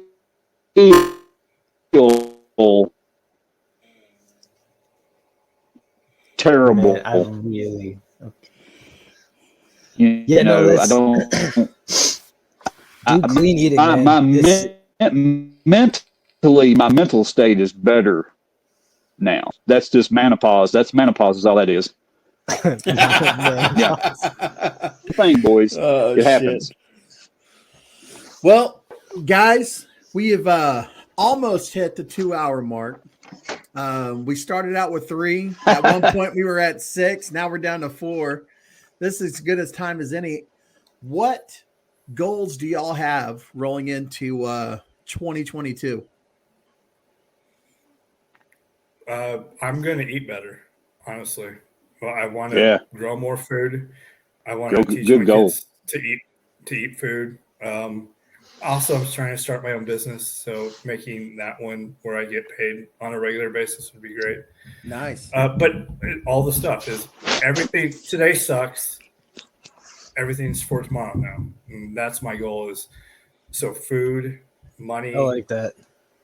Job, education, like everything I do now, even social, like making sure that I go back to all my phone and talk to all my good friends that I haven't talked to in a while because I might need them.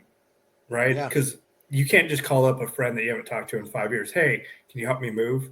No, you got to have somebody that you've talked to several times in the last month to ask to help you move. Right? I mean, you got plus they're my good friends. I should be talking to them. I should be taking the responsibility to know what's going on in their lives. So that way, if something comes up in their life, I can help them out. And if for some reason something comes up in my life, they can help me out. So that's my goal is pushing everything to the forward. Pushing it past 2022. I like it. Good goals, man. Yep. What about you, BK?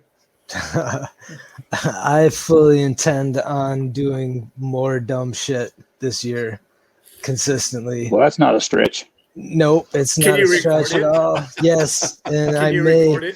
What the thing is I've sincerely had enough of people taking everything so fucking seriously. Yes. That at this stage, no, fuck it. I'm going all in, man. I'm going to fucking be just consistently weird from start to finish, and I'm going to press Find buttons. the funny. Yeah, fucking, no, break the mold. Ungovernable as fuck. And I'm talking, like, I'm not saying step away from government. I'm saying stepping away from, like, conventional societal norms. Like, challenge motherfuckers now. Stop fucking letting them go. Stop giving them a pass just because you're being polite or pleasant. Like, I've spent the last couple of years being polite and pleasant, and that's fine, and it's really nice. But when someone fucking talks to me now, I'm just gonna give them the weird. I'm like, no, it's a wrap. Done. That's my 22 goal.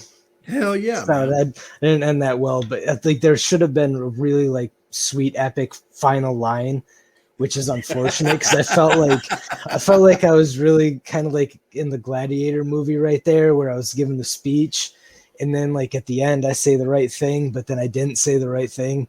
So that's unfortunate. So 2022, I will also work on ending every single one of my speeches with a really fucking sweet ending line, like "Suck it, motherfuckers." I don't. Yeah, that's not even that good. So but it's not 2022 yet, so I'm good. Like I got a couple days to practice. Yeah, you do. Thank you for extending out your really bad ending. I appreciate that. It's the least I could do. It really was the least I could do because I can't do much more than that. I can't dig this bar up. It's buried too deep. That's awesome. What about you, Tuck? Oh no, did we lose him? Dude, that's like the most poetic. I mean, Like I just hung on and kept talking, and then like it kicked him out of the fucking. Ah, dang it. Now I'm gonna feel like a dick for 2022, like the whole time. That's what you should. What about now? yeah, we can hear you now. Oh, all right, good. You just Okay. made me talk. You saved me. I love you. Yeah.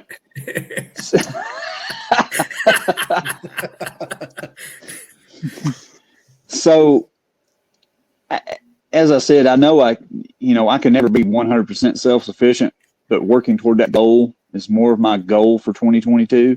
Expanding here, I've already been working on it some, and continuing with that. Also, to kind of touch on what BK said, to find the lighter side of things.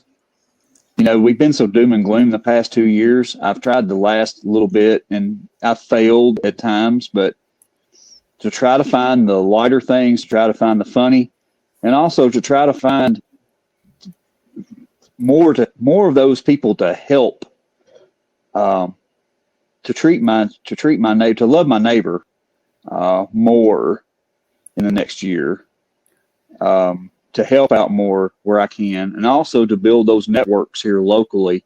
And I've already been working on it some, those that can provide and finding ways that I can provide for them to try to create, those networks. That's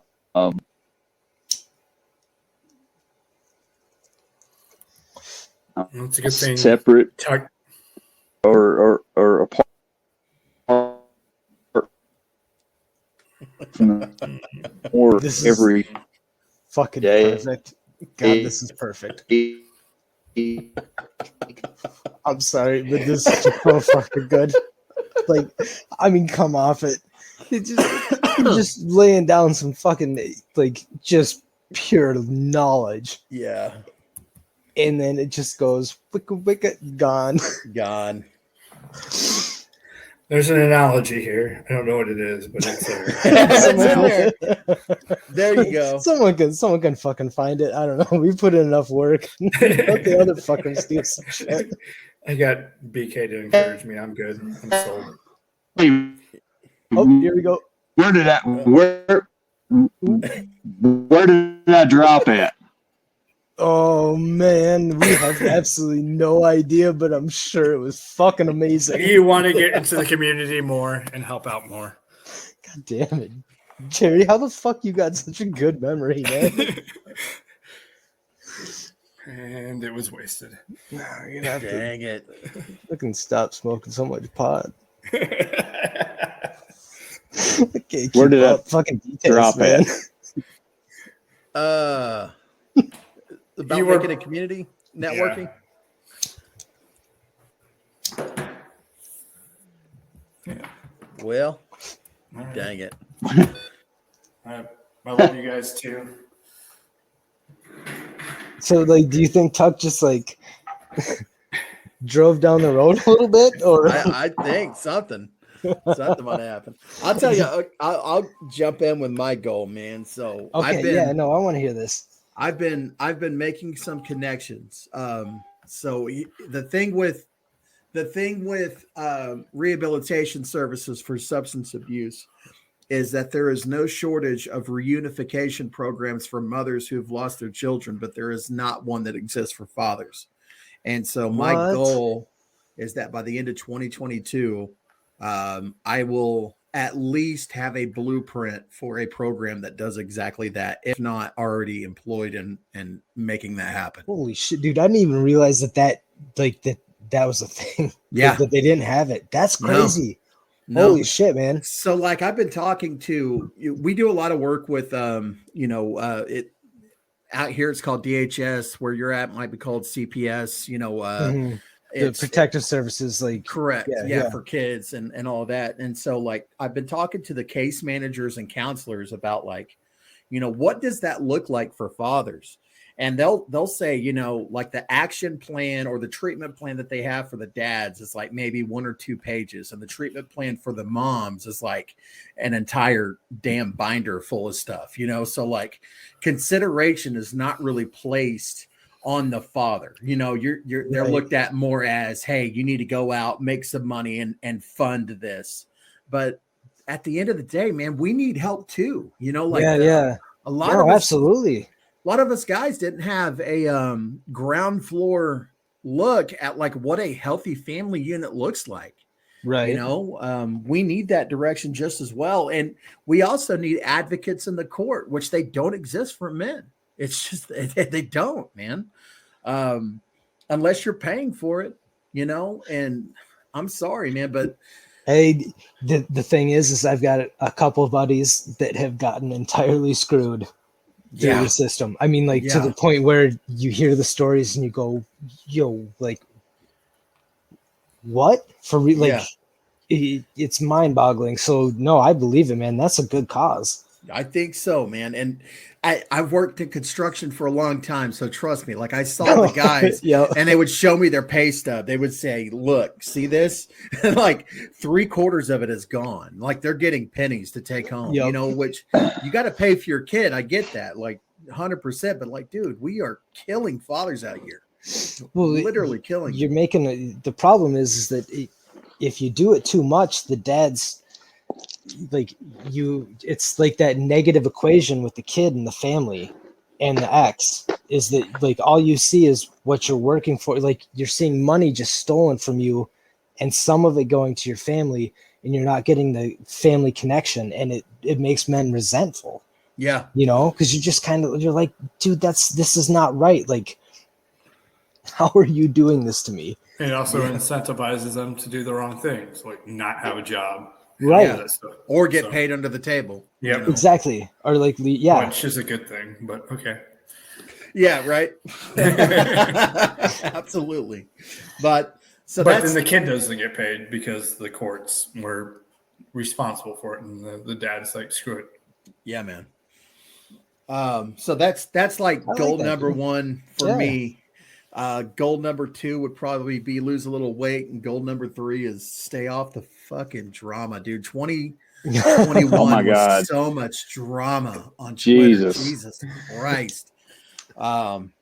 Made a bad move the first of the year. I involved myself in something I had no business involving myself in. Won't happen again, gentlemen. I'm lucky. I'm man, good at it. you did. Look, I'm just gonna go on the record. You didn't deserve that shit. A lot of the shit that you caught, you did not fucking deserve it, and I'll fucking die on that hill. Appreciate that, brother. I'm just telling you, man. I'll fucking defend you. I mean, you're one of the greats, dude, and you're genuine. And you know, you were just you kind of stepped into it. Yes, you stepped into it, but you know what? You didn't do anything that like any one of us sitting here right now wouldn't have done. And at the moment, Right. you know, now as the details come out, maybe a little different, but you know, you did what you thought was right. And at that moment, and, you know, you caught a lot of shit that you didn't fucking deserve. And I just want people to know that, because you're not that guy. Appreciate that, man. No, I genuinely mean it. I believe it. You're not that guy. So there's a lot of people out there that owe you an apology, buddy, as far as I'm concerned. Yeah, I'm not gonna hold my breath. I'm not either. But you know, block list and call it good. You know what I mean? I know, but I'm just saying. I believe that. I honestly, you know, I'll tell everybody that too. I'll tell whoever's like you know, you owe this. You owe him, because he's not that. I'm sorry, but he's not. Thanks, Tug. And but I want believe to it. really focus on this year, making the podcast, getting more stories of recovery out there, really focusing on the Twitter. I think we've done a pretty good job cultivating our respective timelines. It seems like we all kind of stay in that positive niche, man. And I really enjoy seeing you guys roll across there, especially. Man, it's one of the beautiful things about this. Well, there's so much there's so much damn negativity that it's like, I'm sorry. let's bring some levity to this shit. Get out of here. I'm looking at you, Jerry. You fucker. I stir the pot. It's all your fault. Shit, man. Well, guys, It's all your fault. This has been another chaotic just endeavor. Absolute shit show. I mean, from it's start to finish. It's a fucking trademark for us now, man. Oh, okay, so they're getting progressively worse too. That's my fucking concern. Because I did, first and foremost, I forgot what day it was, so I didn't know this fucker was happening tonight. And then I was like, all right, this is gonna be better than the last one in 5 minutes. And I'm like, this is going way south. I'm in. This is gonna be great. Yeah. And it just is. So like, we're either like, I don't know how it works, but we're all getting equally like better and worse at the same time. It's like, oh shit, man. Like if it was a Venn diagram, and Jerry, don't fucking start with me about Venn diagrams because I know we've been through this before. But if it was a Venn diagram, it'd be a fucking straight circle. Don't, once again, Jerry, don't fuck with me. All right, I don't need that shit. Had enough the goddamn Venn diagrams being all fucking specific and shit about it. Like, fuck, man. It's like every other day. It's every other day with you, Jerry. Hey, it's all insightful. Top insights. All day, all night. You can't shit post all the time. All right, guys. Well, hey, y'all And quit being so damn logical. All right, so how do I get out of this one again? What's the I'll go ahead and wrap this. There's a little red X down at the bottom right of your screen. I don't let me get my glasses. Man, thanks again to all the guys once again for coming on. I cannot tell you how good it feels to have men of character like that in my life. You know, I'm a firm believer that iron sharpens iron. And I'm pretty sure I say this in all the outros whenever we do one of these dad roundtables. I'm just going to keep saying it, you know, because it's the truth.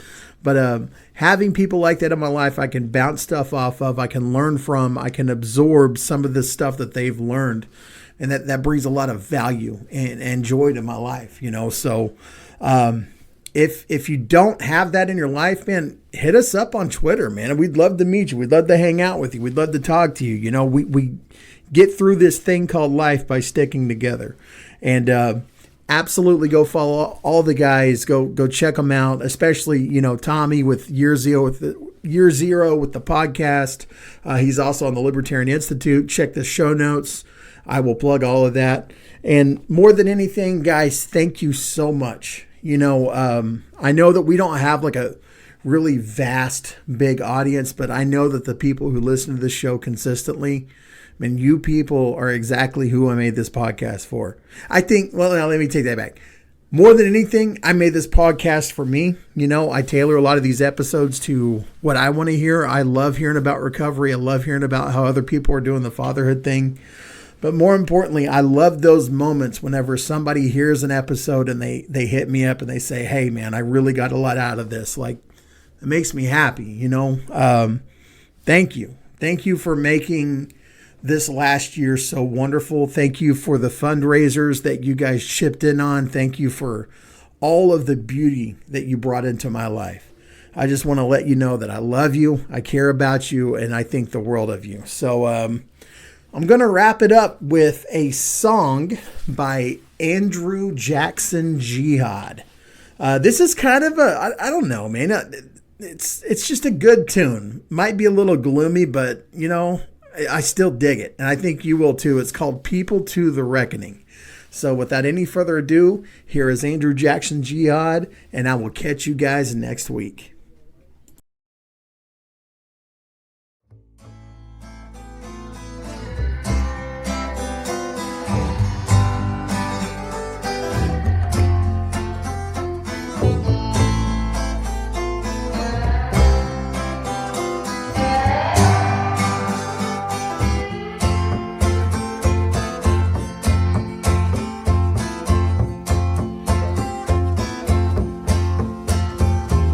Nobody knows everything, we know this to be true. Everything is different. difficult except what's in front of you. But it's complicated even under your nose. Bullshit math equations and your highs and your lows and your manic depression. It comes and it goes. Your parasympathetic nervous system reacts and you're in fight or flight mode.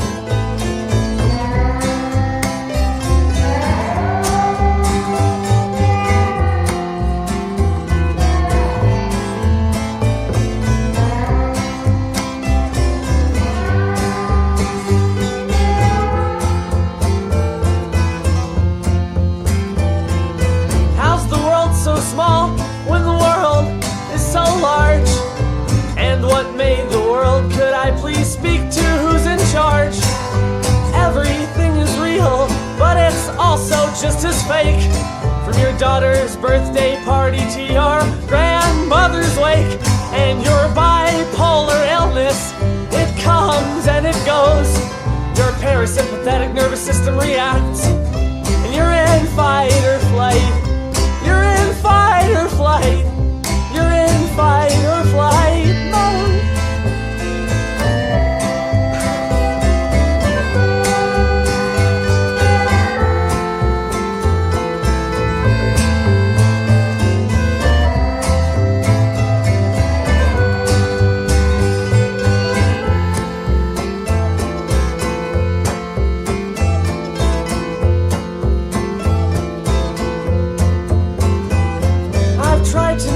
Which words to sing so many times, and I've tried to know which chord to play, and I've tried to make it rhyme, and I've tried to find the key that all good songs are in, and I've tried to find the notes to make that great resounding din. But there's a bad man in everyone, no matter who we are. There's a rapist and a Nazi living in our tiny hearts. Child pornographers and cannibals and politicians too. There's someone in your head waiting to fucking strangle you. So here's to you, Mrs. Robinson. People love you more, oh never mind.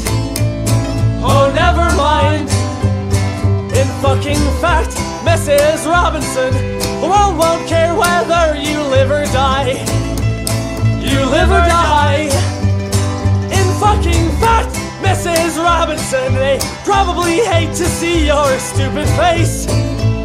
Your stupid face. So here's to you, Mrs. Robinson.